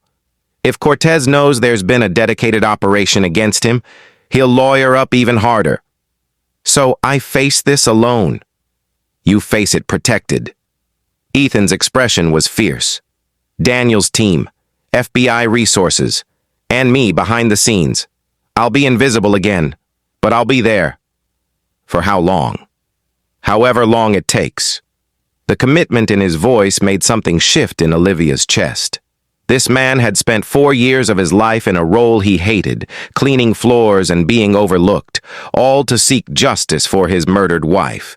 Now he was offering to continue that sacrifice to protect Olivia and see her father's work completed. Why? She asked quietly. Why risk so much for my family's crusade? Ethan was quiet for a moment. Because it's not just your family's crusade, it's mine. Sarah died for this, and because... He met her eyes. Because Richard Sterling tried to do the right thing, and it cost him everything. Someone should complete what he started. Someone should make sure his sacrifice mattered. And you think I can do that? I think you're the only one who can. His voice held certainty. You're Richard Sterling's daughter. You have credibility, resources, media access. When you speak, people listen. That's power, Olivia. The kind of power we need to take down someone like Cortez. I don't feel powerful. I feel terrified. Good. His smile was grim. Fear keeps you careful. Careful keeps you alive. A knock at the door made them both tense. Ethan moved to answer it. Weapon appearing from somewhere Olivia hadn't noticed he was carrying. But it was Daniel, looking exhausted but functional despite the bandage on his shoulder. Status? Ethan asked. Morrison's in custody. FBI picked him up an hour ago. He's already asking about deals. Daniel limped to the table, collapsing into a chair. We lost 3 agents taking him down. He's got a good lawyer, but he's facing life without parole. He'll flip. How long? We start negotiation tomorrow. If his information's good, if he can tie Cortez directly to the operations, the DA might offer 20 years instead of life. Olivia felt bile rise. 20 years. For murdering my father, and God knows how many others. For testifying against everyone involved, Daniel corrected. For giving us Cortez's entire network. Is it fair? No. Is it justice? Barely. But it's how we win. I hate this. We all do. Daniel's expression softened. But your father understood it. He knew exposing Cortez would require compromise. That's why he compiled such detailed evidence. He wanted to make the case so strong that even with plea deals, everyone involved would face consequences. Olivia looked at her father's journal, at his careful notations and desperate observations. He'd known he was dying. Those final entries practically screamed it. Yet he'd kept documenting, kept building the case, kept fighting. Okay, she heard herself say. We do it your way. I cooperate with the FBI. I step down as CEO. I testify against everyone. And we bring down Cortez and everyone who helped him. It'll destroy your life, Ethan warned again. My father died for this truth. The least I can do is live for it. Something passed between them then. Understanding, respect, maybe the beginning of something deeper neither wanted to acknowledge. 2 people bound by murder and conspiracy, choosing to fight together despite everything it would cost. Then we'd better prepare you, Daniel said. The FBI wants your formal statement tomorrow. They'll need everything. What you knew, when you knew it, what you can testify to in court. It's going to be brutal. I'm ready. No, you're not. Ethan's honesty was almost kind. But you will be. We'll make sure of it. They worked through the night. Daniel briefing Olivia on legal procedures. Ethan walking her through potential questions, preparing her for the hostile interrogation that awaited. By dawn, Olivia felt wrung out, but strangely focused. She was about to lose everything, her company, her reputation, her carefully constructed life. But for the first time in 3 years, she felt like she understood her purpose. Her father had died trying to expose a conspiracy that threatened democracy itself. Now it was her turn to finish what he'd started. Olivia. Ethan caught her as she was getting coffee, dawn light filtering through the safe house windows. Before you do this, before you commit to this path, you need to understand something. What? People will hate you. The media will paint you as either complicit or incompetent. Sterling Global's investors will blame you for destroying the company. Employees will curse your name.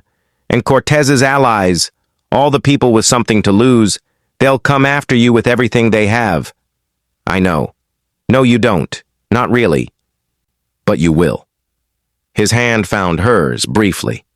And when it gets bad, when you're questioning everything, I need you to remember why we're doing this. For the truth. For the people who died telling it. For Richard. For Sarah.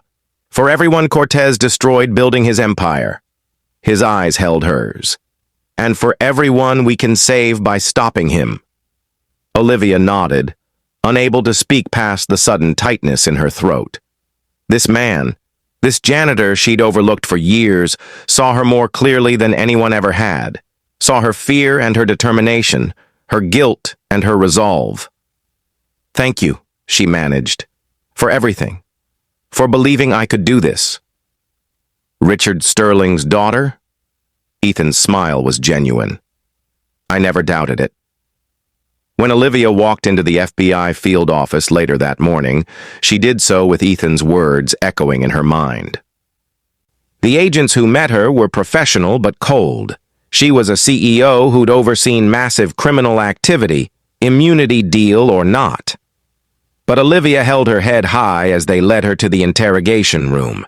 She was Richard Sterling's daughter, and she was about to burn down an empire to honor his memory. Let them come. Let them hate her. Let them question everything. She was done being afraid. She was done being complicit, and she was done letting her father's murder go unpunished. The real war was starting, and this time, Olivia Sterling intended to fight like the woman her father had raised her to be, fearless, principled, unstoppable, even if it destroyed her in the process. 6 months later, the headline screamed across every news outlet in America. Senator Cortez arrested, presidential candidate charged with arms trafficking, murder, conspiracy. Olivia watched the press conference from a modest Brooklyn apartment. Nothing like her penthouse, but it was hers, bought with money she'd earned after stepping down from Sterling Global. On screen, FBI Director Ellen Vasquez outlined charges that would have seemed like conspiracy theory fiction just months ago. Senator William Cortez used his political position to orchestrate an international arms trafficking operation worth billions of dollars. He exploited legitimate business operations, including Sterling Global Enterprises, to launder money and facilitate illegal weapons sales to conflict zones worldwide. The camera panned to a gallery of mugshots. Gregory Morrison, Sterling Global's former general counsel, 3 board members, 2 defense contractors, a deputy secretary of defense. All arrested simultaneously in coordinated raids across 4 states. Olivia's phone buzzed. "Ethan, you did this." She smiled despite herself. No, they'd done this. Together. The evidence her father compiled, combined with Ethan's 4-year investigation, had been enough to flip Morrison and a dozen others. Each testimony had added layers to the case until the weight of proof became impossible to deny. "We're also announcing related charges in the murders of Richard Sterling and Sarah Cole," Director Vasquez continued. "Evidence shows these deaths were ordered by Senator Cortez to silence whistleblowers who threatened to expose his operation." Sarah Cole. Ethan's wife finally named publicly, her death acknowledged as murder rather than random violence. Olivia thought of Ethan watching this same press conference from wherever Daniel's team had secured him, finding vindication after 4 years of invisible suffering. The doorbell rang. Olivia opened it to find Daniel Reeves, looking far healthier than when she'd last seen him.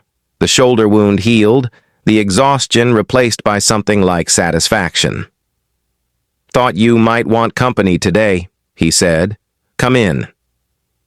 They watched the rest of the press conference together, Senator Cortez being perp-walked to a federal vehicle, hands cuffed, face transformed from politicians' confidence to criminals' defeat, his attorney shouting about political persecution, protesters and supporters clashing on courthouse steps. "It's really over," Olivia said quietly. "This part is." Daniel's expression turned serious. "But you know what comes next." She did.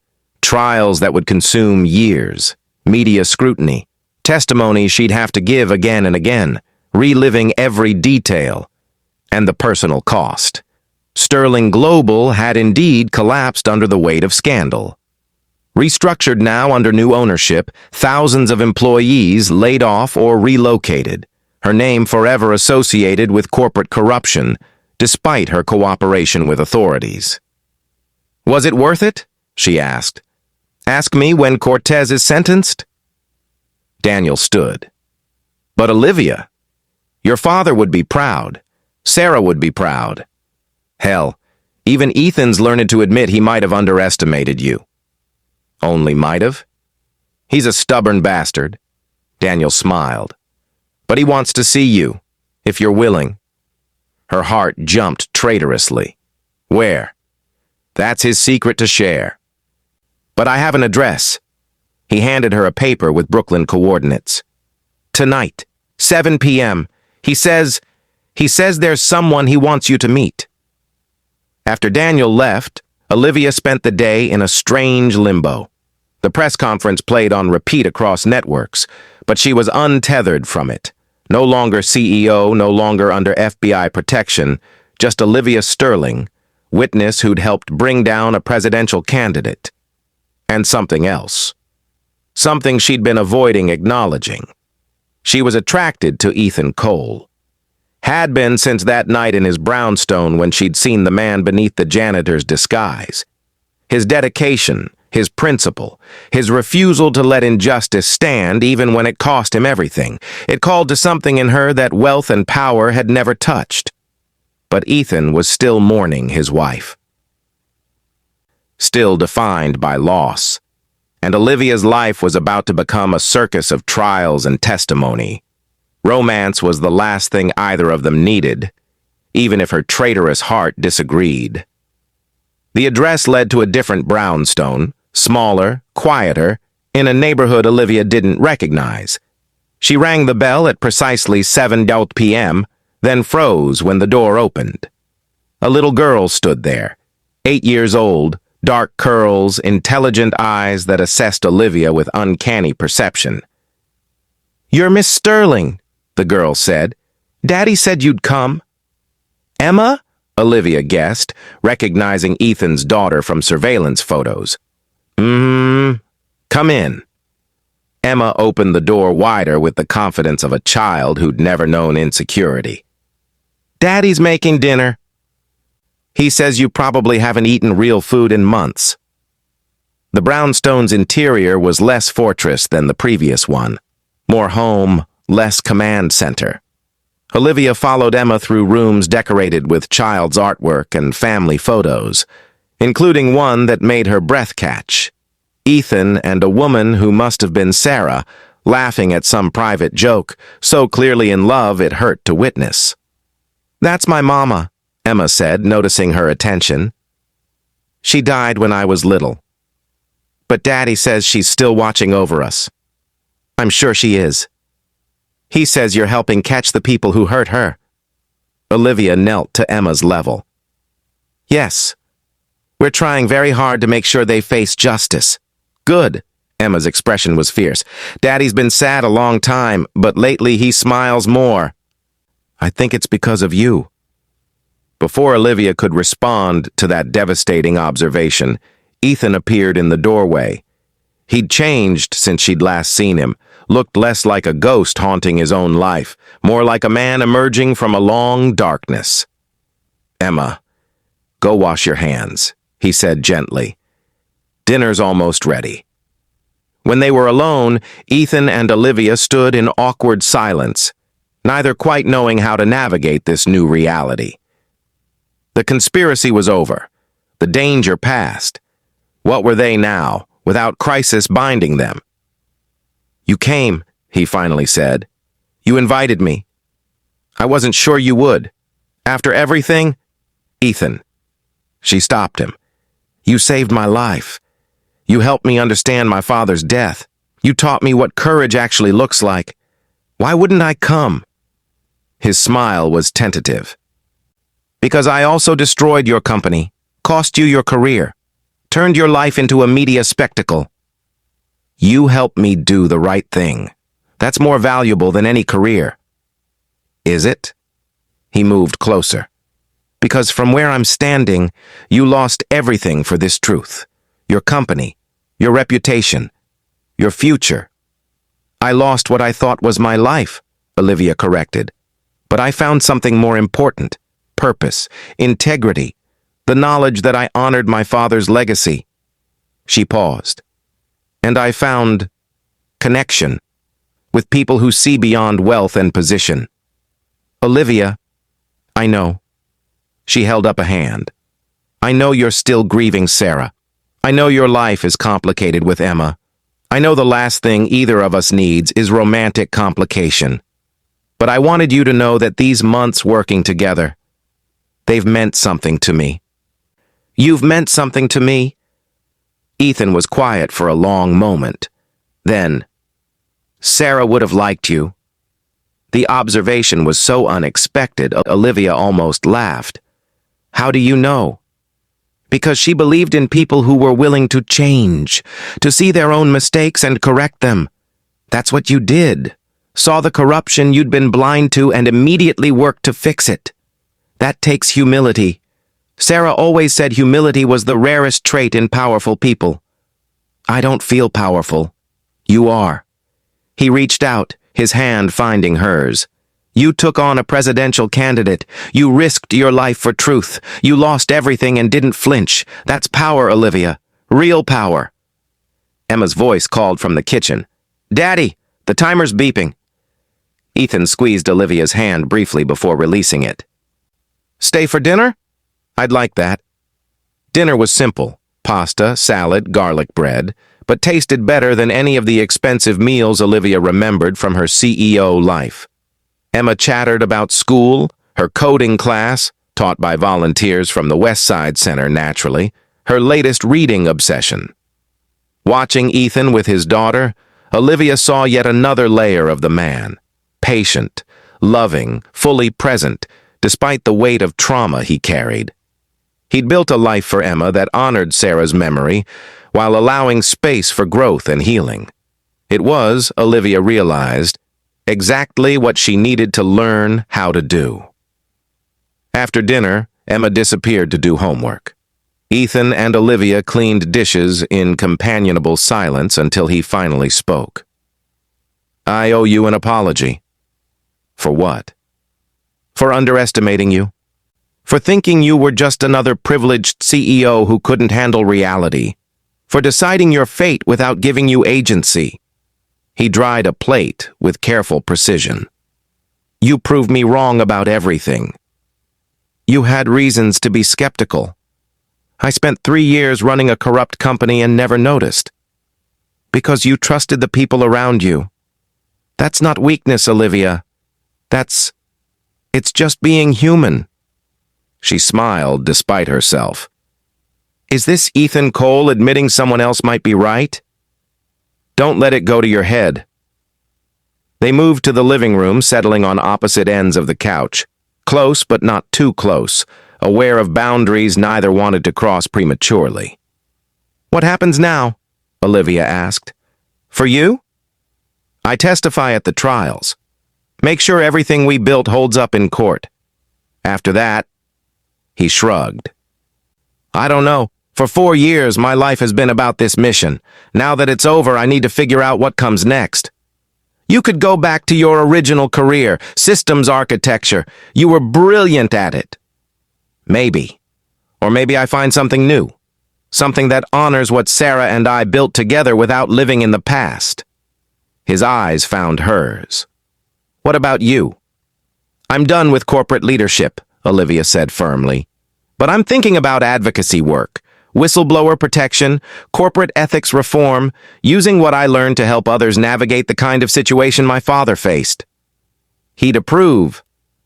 I hope so, she paused. Ethan, can I ask you something? Anything. That photo in the hallway, you and Sarah, you looked so happy. Does it hurt? Having it displayed where you see it every day? He was quiet for a long time. At first, yes. Everything hurt. Coming home to an empty house, raising Emma alone, watching other families who still had what I'd lost. But Sarah, he smiled softly. Sarah always said memories should be honored, not hidden. So I keep her photo there. I tell Emma stories about her mother. I let grief coexist with moving forward. Is that possible? To move forward while still honoring the past? I'm learning it is, slowly. His hand found hers again. and meeting you has taught me that moving forward doesn't mean forgetting. It means carrying what mattered while allowing space for what might matter next. Olivia's breath caught. Ethan, I'm not proposing anything, he said quickly. We've both been through trauma. We're both rebuilding lives. But I wanted you to know that when I imagine what comes next, you're part of that imagining. I am. If you want to be. His thumb traced gentle circles on her hand. No pressure. No expectations. Just possibility. Possibility. The word hung in the air like an invitation to hope. Olivia looked at this man who'd lost his wife, disguised himself as a janitor, spent 4 years seeking justice while raising a daughter alone, who'd risked everything to honor the woman he'd loved while refusing to be defined solely by loss. I'd like that, she said quietly. Possibility. Emma appeared in the doorway, rubbing sleepy eyes. Daddy? Is Miss Sterling staying? Just visiting tonight, sweetheart. Oh, Emma's disappointment was adorable. But she's coming back, right? I like her. I like her too. Ethan's eyes never left Olivia's face. And yes, she's coming back. Good, Emma yawned. Because Daddy's been less grumpy since he met you. After tucking Emma in, Ethan walked Olivia to the door. They stood in the threshold, neither quite ready to end the evening.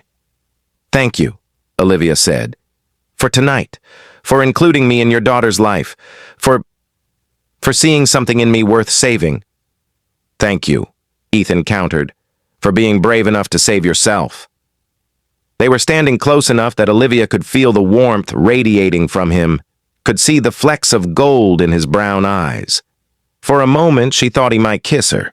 Instead, he squeezed her hand once more. Slowly, he said. We do this slowly. Slowly, she agreed, though her heart was racing. Good night, Ethan. Good night. Olivia. She walked to her car feeling lighter than she had in months. Behind her, the brownstone's lights glowed warm, and she could see Ethan's silhouette in the window, watching to make sure she was safe. Protection had become something else. Care. Maybe even the beginning of love. But they had time. For the first time in either of their lives, they had time to build something real, something founded on truth, rather than crisis. Olivia drove back to her apartment with Senator Cortez's arrest still dominating the news. She'd lost her company, her reputation, her carefully constructed life. But she'd gained something far more valuable: integrity, purpose, and the promise of connection with someone who understood the cost of choosing truth over comfort. Her father would be proud. Sarah would be proud. And for the first time since Richard Sterling's death, Olivia was proud of herself. The redemption wasn't complete. Trials awaited, consequences still loomed, but the essential transformation had occurred.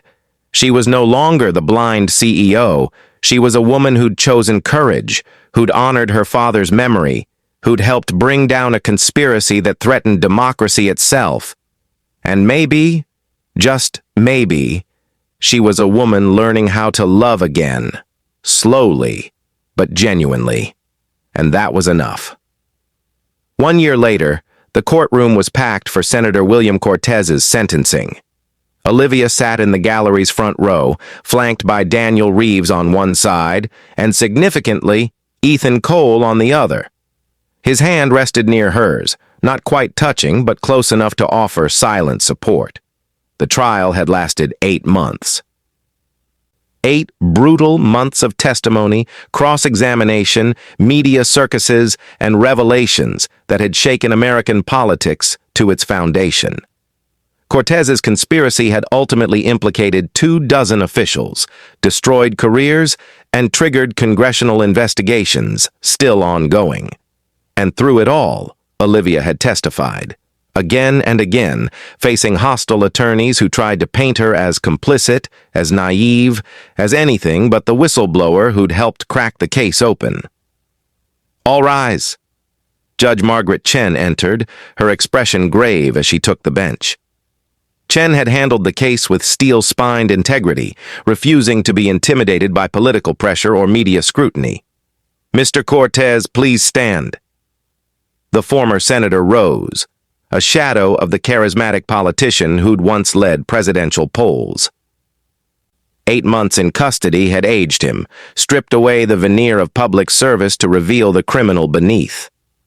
"This court has reviewed the jury's verdict finding you guilty on all counts," Judge Chen began. "Conspiracy to traffic arms, money laundering, obstruction of justice, and 2 counts of first-degree murder in the deaths of Richard Sterling and Sarah Cole." Olivia felt Ethan tense beside her at Sarah's name. She shifted slightly, allowing their hands to touch. He interlaced his fingers with hers, a gesture that had become natural over the past year as their relationship, slowly, carefully, blossomed. "Your crimes represent a betrayal of public trust unprecedented in modern American history," Chen continued. "You exploited your position to profit from conflict and suffering. You murdered those who threatened to expose you. You corrupted institutions designed to protect American citizens." Cortez's lawyer attempted to speak, but Chen silenced him with a look. "The prosecution has requested life without parole. Your defense has argued for leniency based on your years of public service." Her expression hardened. "This court finds that your public service was itself a crime, a facade concealing monstrous ambition and complete disregard for human life." She paused, letting the weight settle. "William Cortez, you are sentenced to consecutive life terms without possibility of parole. Additional sentences on related charges will run concurrently. You will spend the remainder of your natural life in federal prison." The courtroom erupted. Cortez's supporters shouted protests. Richard Sterling and Sarah Cole's families, Olivia, Ethan's mother-in-law, sat in stunned relief. Justice, finally. Imperfect, delayed, but real. As marshals led Cortez away, he turned to look directly at Olivia and Ethan. His expression held hatred so pure it should have frightened her. Instead, Olivia met his gaze levelly.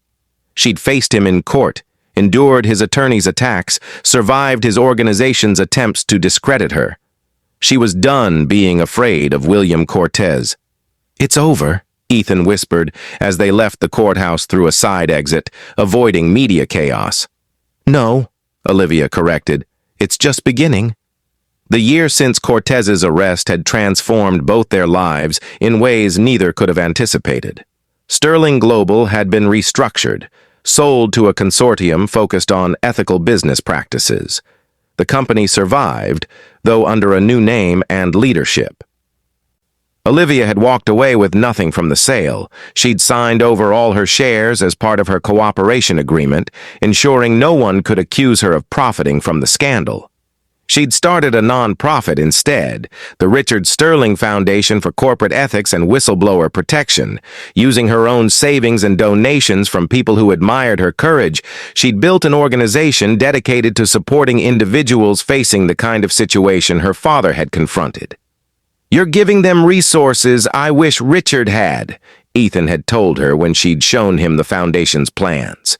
"Legal support, financial assistance, media training, everything necessary to survive speaking truth to power." The foundation occupied a modest office in Brooklyn, deliberately chosen to be near Ethan's neighborhood, though neither of them had explicitly acknowledged that reason. Olivia worked long hours, counseling whistleblowers, connecting them with attorneys, navigating the complex terrain of exposing corporate corruption. It paid a fraction of her CEO salary. She'd downsized from her penthouse to a comfortable apartment, traded designer clothes for practical professional wear, given up country club memberships and charity galas where she'd always felt like an imposter anyway. And she'd never been happier. "Miss Sterling?" Her assistant, Marcus, the same Marcus who'd been her security chief at Sterling Global and had loyally followed her to the foundation, stuck his head in her office. "The Carter family is here for 3 o'clock. The Carters. a couple whose daughter had been killed after exposing pharmaceutical fraud. They reminded Olivia painfully of her father, of Ethan, of everyone who'd paid the ultimate price for integrity. "Send them in, and Marcus, thank you for staying with me. I know nonprofit work isn't as glamorous as corporate security." Marcus smiled. "It's more important. That's worth more than glamour." After the Carters left, armed with legal referrals and financial assistance to help them through their daughter's wrongful death lawsuit, Olivia checked her phone. A text from Ethan. "Emma's recital tonight. You're still coming?" She smiled. "I wouldn't miss it." Their relationship had unfolded carefully over the past year. Dinner dates, family outings with Emma, long conversations about trauma and healing and what came next. Ethan had been clear. He couldn't rush into anything. Needed to honor Sarah's memory while allowing space for new connection. Olivia had understood. Hell, she needed the same thing. Time to process her own transformation from blind CEO to activist. Time to understand herself outside corporate identity. Time to learn how to build something authentic rather than performative. But slowly, inevitably, they'd fallen into a rhythm that felt like partnership. Ethan had returned to his original career, systems architecture, but now with a focus on ethical tech. He consulted for Olivia's foundation, building secure communication platforms for whistleblowers. Drew a modest salary that, combined with his previous savings, allowed him to provide for Emma while doing meaningful work. And Emma had become unexpectedly important to Olivia. The girl was brilliant, curious, with her mother's analytical mind and her father's stubborn integrity. She asked Olivia impossible questions about justice and fairness, challenged assumptions, demanded explanations for why the world worked the way it did. "You're good with her," Ethan's mother-in-law Patricia had observed after a family dinner. "Sarah would approve." The comment had nearly undone Olivia. She'd spent months terrified of overstepping, of replacing Sarah in Emma's life, of disrespecting the woman whose murder had started all of this. "You're not replacing Sarah," Ethan had reassured her later. You're helping Emma understand that love isn't finite, that honoring her mother's memory doesn't mean refusing all other connections." "And what about you?" Olivia had asked quietly. "Am I helping you with that too?" His kiss had been answer enough. Emma's recital was predictably adorable, 8-year-olds performing simplified Broadway numbers with enthusiasm that exceeded polish. Emma played a tree in her class's production of Into the Woods, delivering her single line, "I am the oak that guards the forest," with Shakespearean gravity that made Olivia bite back inappropriate laughter. Afterward, they went for ice cream, a tradition Emma had insisted on. The three of them sat in a corner booth, Emma chattering about her performance while Ethan and Olivia exchanged amused glances. "Did you see how Jake totally missed his entrance?" Emma asked around a mouthful of chocolate chip. "Mrs. Henderson had to push him onto the stage." "We saw," Ethan confirmed. "You were much more professional." "I know." Zero humility. "Miss Olivia, did you like it?" "I loved it," Olivia said honestly. "You were the best tree I've ever seen." Emma beamed, then with the devastating directness of children, "Are you and Daddy going to get married?" Olivia nearly choked on her coffee. Ethan went very still. "Emma," he said carefully, "that's a complicated question." "Why?" "You like each other. You hold hands. You kiss sometimes when you think I'm not looking." Emma's expression was matter of fact. "That's what grown-ups do before they get married." "Sometimes," Ethan agreed. "But marriage it's more complicated than just liking someone." "Why?" "Because..." He glanced at Olivia helplessly. "Because your daddy was married before," Olivia said gently, "to your mama, and we want to make sure we're honoring her memory while also building something new." Emma considered this with the seriousness she brought to everything. Mama's gone. Daddy says she loved us and would want us to be happy. Wouldn't she want Daddy to not be lonely? Out of the mouths of babes. Olivia saw emotion flicker across Ethan's face, grief and love and something like permission. Yes, he said quietly, she would want that. Then you should marry Miss Olivia. Emma returned to her ice cream, problem solved in her 8-year-old mind. Can I have extra sprinkles? Later, after tucking Emma into bed, Ethan and Olivia sat on his brownstone stoop, autumn air sharp with the promise of winter. I'm sorry about that, Ethan said. She doesn't understand the complexities. Maybe she understands better than we do. Olivia leaned against his shoulder. Out of the mouths of babes and all that. Are you saying you want to get married? I'm saying I want to keep building this, slowly, carefully. With the honesty we've always had. She turned to face him. I love you, Ethan Cole. I love your daughter. I love the life we're creating together. And someday, when we're both ready, yes, I'd like to make it official. His kiss was soft, gentle, weighted with all they'd survived to reach this moment. I love you too. And Sarah? He paused. Sarah would approve. She always said I needed someone who'd challenge me, who wouldn't let me hide in grief. You're that person. Just don't expect me to clean as well as you did in your janitor days. His laugh was genuine, free of the shadows that had haunted him for so long. Deal. They sat together as the city hummed around them, two people who'd met through tragedy and discovered something like grace. The trials were over. Cortez was in prison. The conspiracy had been exposed, dismantled, punished. But the real victory wasn't in courts or headlines. It was in moments like this, sitting on a Brooklyn stoop with someone who understood the cost of integrity and chose it anyway. Building a life that honored the dead while embracing the possibility of joy. Thank you, Ethan said quietly, for everything.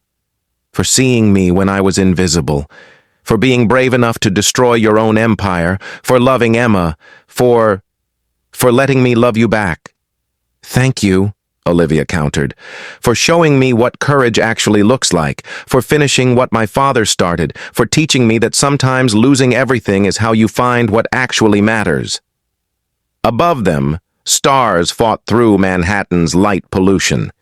Inside, Emma slept safely, a child who'd never have to wonder whether her father's sacrifices had meaning. They had meaning. Richard Sterling's death had meaning. Sarah Cole's death had meaning. Not because they died, but because people like Ethan and Olivia had refused to let their murders be the end of the story. Justice had been served. Truth had prevailed. And two broken people had somehow found each other in the wreckage and started building something new. It wasn't a fairy tale ending. There would still be challenges, more trials, more testimony, the ongoing work of fighting corruption. Ethan would always carry Sarah's memory. Olivia would always bear the weight of her time running a corrupt company. But they'd carry those burdens together. And maybe that was the real happy ending. Not perfection, but partnership. Not forgetting the past, but honoring it while creating a future. Come on, Ethan said finally, standing and pulling Olivia to her feet. It's cold. Let's go inside. Inside had become home, without either of them noticing the transition.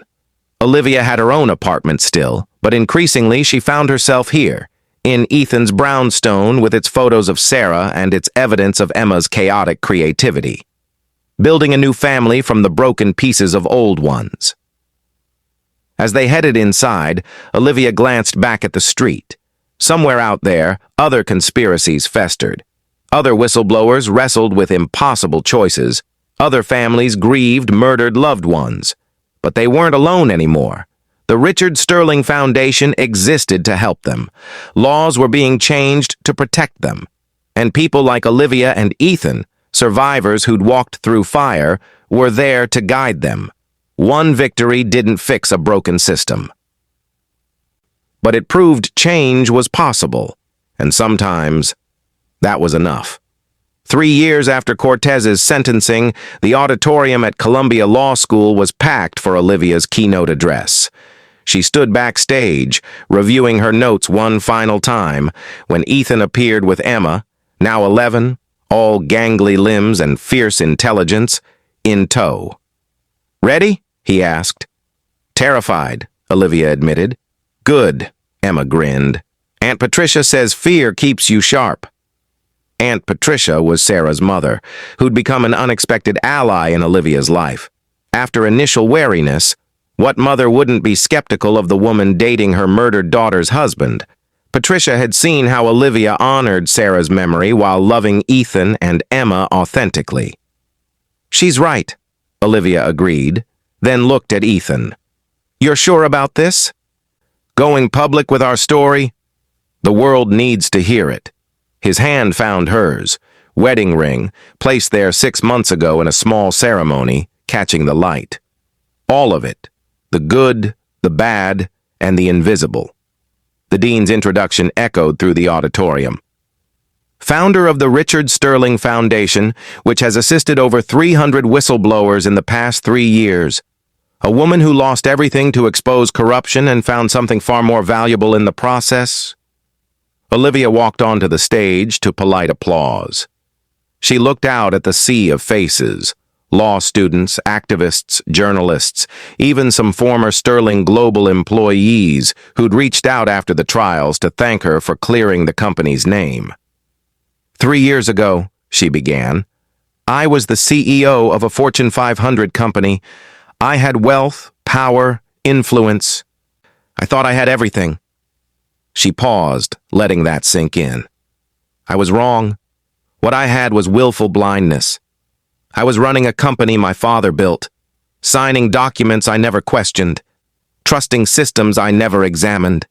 And that blindness, that privileged ignorance, enabled a conspiracy that killed my father, killed innocent people, and nearly destroyed American democracy. The room was silent now, hanging on her words. The man who opened my eyes worked as a janitor in my building. Ethan Cole, my husband, spent 4 years mopping floors, emptying trash cans, being completely invisible to people like me. And the entire time, he was compiling evidence against the conspiracy that had murdered his wife. She told the story then, all of it. Her suspicion, her surveillance, her discovery of Ethan's true identity and mission. The evidence in her father's safe, the confrontation at the estate, the choice to cooperate with federal prosecutors, even though it meant losing everything. I want to talk about what we lose when we stop seeing people, Olivia continued, her voice stronger now. Ethan Cole was a genius-level systems architect, a federal witness, a single father doing everything he could to seek justice. But to me and everyone at Sterling Global, he was just the janitor. Not even a name, just a function. She gestured to where Ethan sat with Emma in the front row. "Stand up," she said gently. He did, Emma beside him, both looking slightly uncomfortable with the attention. "This man saved my life. Not just physically, though he did that too, but spiritually. He taught me that integrity matters more than comfort. That truth costs everything but is worth the price. That the most dangerous people are the ones we underestimate because they don't fit our narrow definitions of power." The applause was immediate, sincere. Ethan sat back down, but Olivia saw Emma squeeze his hand, proud of her father, as she should be. The Richard Sterling Foundation exists because my father died trying to expose a truth no one wanted to hear. Because Ethan's wife, Sarah Cole, died for that same truth. Because corruption thrives in darkness, and the only way to fight it is by bringing it into the light, no matter the cost. She pulled up a slide showing statistics. Whistleblowers assisted, corruption cases exposed, policy changes advocated for and won. In 3 years, we've helped 300 individuals find the courage to speak truth to power. We've contributed to 17 successful prosecutions of corporate fraud. We've advocated for legislative changes that better protect whistleblowers, but the real measure of success isn't in numbers. Another slide. Photos of families reunited after nightmare investigations. People who'd lost jobs finding new careers. Children like Emma who'd never have to wonder if their parents' sacrifice mattered. The real measure is in lives rebuilt, in justice served, in systems that work a little better because people refuse to accept corruption as inevitable. She paused, then delivered the message that had become her foundation's motto. Don't judge people by their job title. Don't assume power always looks like corner offices and expensive suits. Sometimes the most important person in any building is the one everyone overlooks. The janitor, the assistant, the night guard, the people we're trained to ignore. The audience was completely focused now. And if you find yourself in a position like I was, running systems you don't fully understand, signing off on transactions that make you uncomfortable, benefiting from corruption you didn't create but do perpetuate through inaction, remember this: integrity costs, but lies cost more. She shared stories from the Foundation's work. The pharmaceutical researcher who exposed falsified trial data and lost her career, but saved countless lives. The defense contractor who revealed fraudulent billing and faced bankruptcy, but stopped billions in waste. The IRS auditor who uncovered tax schemes and endured years of legal harassment, but changed policy. Every one of these people made the same choice my father made, the same choice Ethan made. They chose truth over comfort, justice over safety. And yes, they paid a price. Some lost careers. Some lost relationships. Some are still recovering financially and emotionally. Her voice softened. But they sleep at night. They look at themselves in the mirror without flinching. They teach their children that principle matters more than profit. And they change the world. One exposure at a time, one corruption case at a time, one system made slightly more just at a time. After the speech, students mobbed Olivia with questions. Journalists requested interviews. Foundation donors offered increased support. But the moment that mattered most came from a young woman who waited until everyone else had left. "Miss Sterling?" Her voice shook. "I work in finance. I've found irregularities. Things that suggest my company is laundering money. But if I report it, I'll lose my job. Maybe worse." Olivia looked at this woman, 25 at most, terrified but brave enough to keep digging despite the risk, and saw herself 3 years ago. "Come to my office Monday," she said, handing over a card. "Bring whatever evidence you have.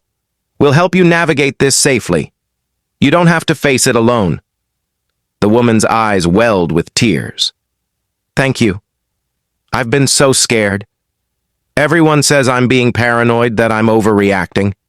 But my instincts—" "Trust your instincts," Olivia said firmly. "My father didn't. Ethan's wife didn't. By the time they realized the danger, it was almost too late. You're doing the right thing by seeking help early." After she left, Ethan materialized at Olivia's side. "Another one? Another one." She leaned into him, suddenly exhausted. "Does it ever get easier, knowing what they're about to face?" "No, but we make it survivable. That's what matters." Emma tugged on Olivia's sleeve. "Can we get pizza now? You promised pizza after your boring speech." "Boring?" Olivia feigned outrage. "Super boring. Lots of talking." But Emma's grin was mischievous. "But important boring, the kind that helps people." "High praise from an 11-year-old, Ethan said dryly. They went for pizza, a favorite place in Brooklyn that had become their family spot. As they ate, Olivia reflected on how completely her life had transformed. 3 years ago, she'd been eating 5-star meals alone in her penthouse, drowning in luxury and isolation. Now she ate pizza with her husband and stepdaughter, their conversation punctuated by Emma's dramatic recounting of middle school drama and Ethan's gentle corrections when her stories got too exaggerated.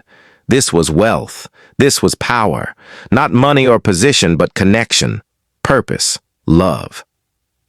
Mom called, Ethan said during a lull in Emma's monologue. Patricia, he clarified, though Olivia knew who he meant. She wants to know if we're still planning Thanksgiving at her place. Of course. Olivia had been nervous about that first holiday with Sarah's family, but Patricia had welcomed her with open arms. Should I bring the same stuffing recipe as last year? Please. Patricia says it's almost as good as Sarah's. The comparison didn't sting anymore. Olivia had learned to accept that Sarah would always be part of their family, part of their story. Emma deserved to know her mother.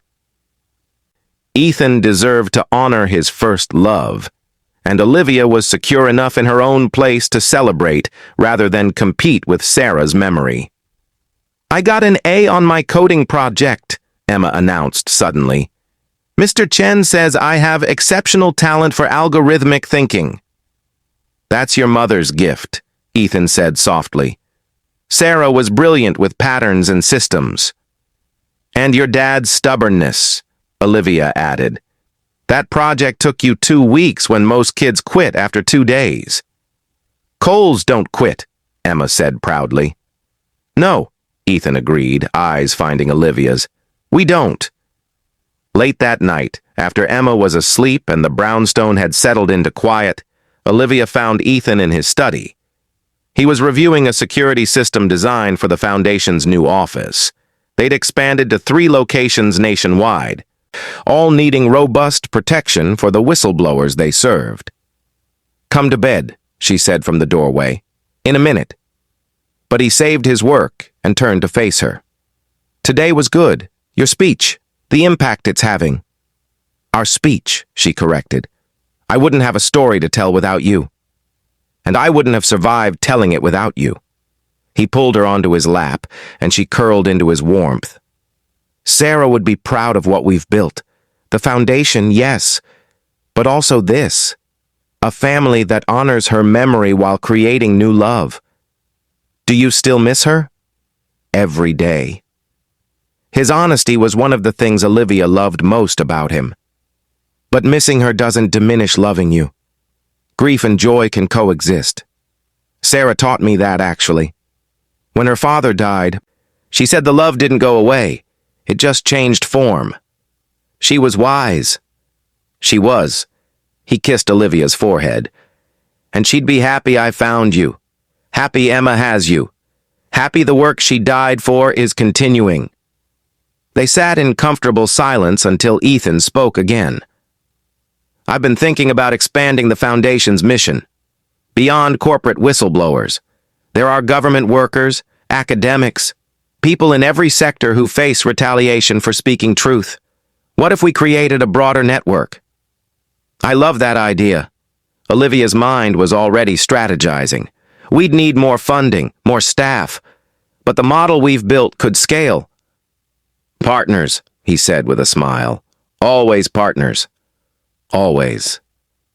As they headed to bed, Olivia passed the photo of Sarah that still hung in the hallway. She paused, as she sometimes did, studying the woman who'd started this journey without knowing it. Thank you, she whispered to the photograph, for teaching Ethan about courage, for exposing the first pieces of the conspiracy, for... She paused. For loving him so well that he learned how to love again. The photo, of course, didn't answer, but Olivia felt a sense of peace, as if Sarah's spirit approved of the life they'd built from the ashes of tragedy. 5 years later. The dedication ceremony for the Sterling Cole Center for Ethical Whistleblowing drew hundreds of attendees.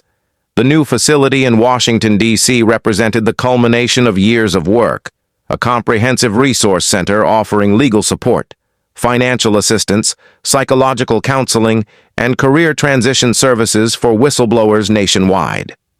Olivia stood at the podium, looking out at a crowd that included senators, journalists, former whistleblowers, and families of those who died exposing corruption.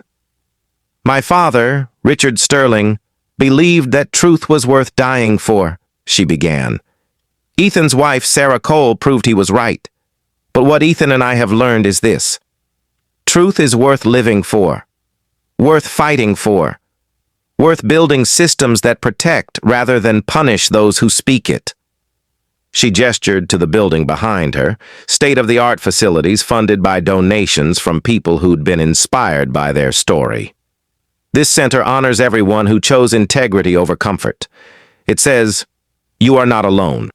Your sacrifice matters, and we will fight alongside you to make sure truth-tellers survive to see justice done." The applause was thunderous. Ethan joined her on stage, as did Emma, now 16, already showing signs of her parents' brilliance and her father's stubborn integrity. "Would you like to say something?" Olivia offered. Emma stepped to the microphone with teenage confidence. "My mom died before I could really know her. But through my dad and Olivia, I've learned who she was. Someone who believed systems should serve people, not the other way around. Someone who refused to accept corruption as inevitable. Someone who paid the ultimate price for principle." Her voice strengthened. "I'm going to study computer science and ethics. I'm going to build systems that make it harder for corrupt people to hide. And I'm going to make my mom proud by continuing the work she started and my parents have fought to complete." Olivia's eyes welled with tears, pride and grief mixed in equal measure. This brilliant young woman, shaped by tragedy but not defined by it, represented everything they'd fought for. After the ceremony, a journalist approached. "Miss Sterling."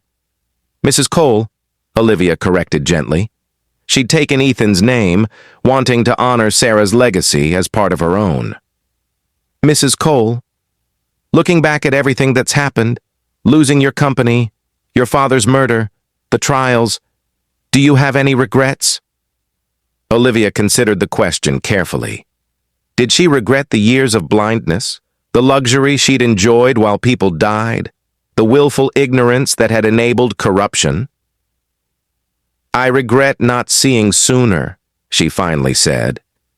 "I regret that my father and Sarah Cole had to die before the truth came out. I regret every day of the 4 years Ethan spent invisible, gathering evidence while I literally overlooked him." She paused. "But do I regret the path that brought me here? No. Because from that tragedy came purpose. From that loss came love. From that exposure came justice. And from those deaths came a movement that's protected hundreds of other people from the same fate. And your message to people who might be in similar positions, seeing corruption but afraid to act?" Olivia looked at Ethan, who nodded encouragement. "My message is this. You are not alone. You are not crazy for trusting your instincts. You are not weak for being afraid. But you are powerful. More powerful than you know. Because the people benefiting from corruption are terrified of one thing, someone brave enough to turn on the lights." She pulled out a card for the new center. "Don't judge people by their position in a hierarchy. The janitor cleaning your office might be the most important person in the building. The quiet colleague might be documenting everything. The person everyone overlooks might be the one who changes everything. So watch carefully. Listen closely, and if you find yourself in a position to expose wrongdoing, remember, integrity costs, but lies cost more, and you don't have to pay that cost alone." That evening, the family gathered in their Brooklyn brownstone, expanded now to accommodate a growing household. Patricia came for dinner, as did Daniel Reeves and his wife, plus several foundation staff who'd become like family. As Olivia looked around the table, at Ethan helping Emma with college application essays, at Patricia telling stories about Sarah that kept her memory alive, at friends who'd become allies in their mission, she felt profound gratitude. She'd lost an empire and gained a purpose. She'd lost her ignorance and gained her integrity. She'd lost her father and found his legacy. She'd been blind, and now she saw clearly. And she'd been alone, and now she was loved. Not despite the cost, but because of it. Because real transformation required loss. Real love required vulnerability. Real justice required sacrifice.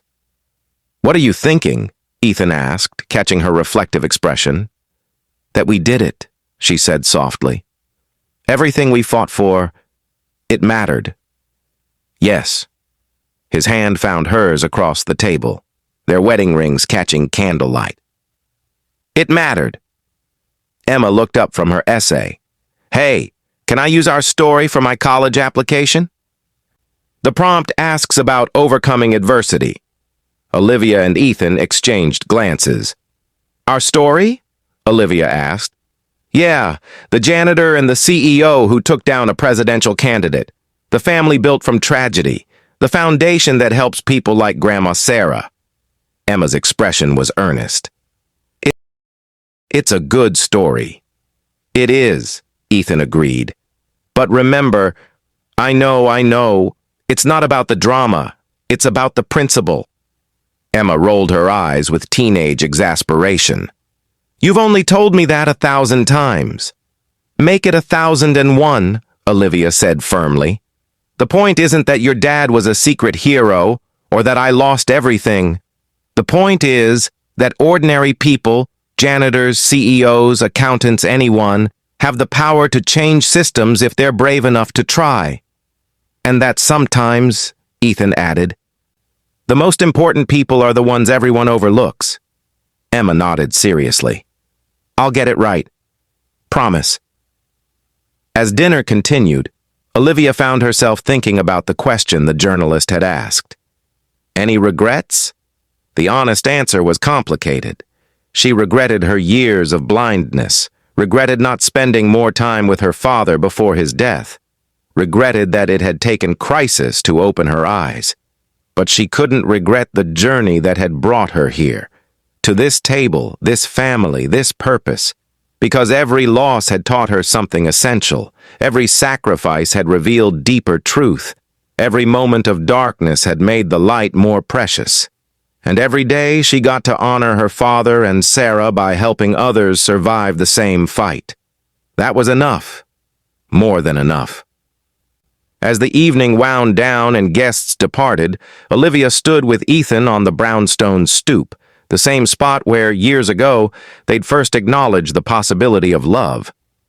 We did good, Ethan said, arm around her shoulders.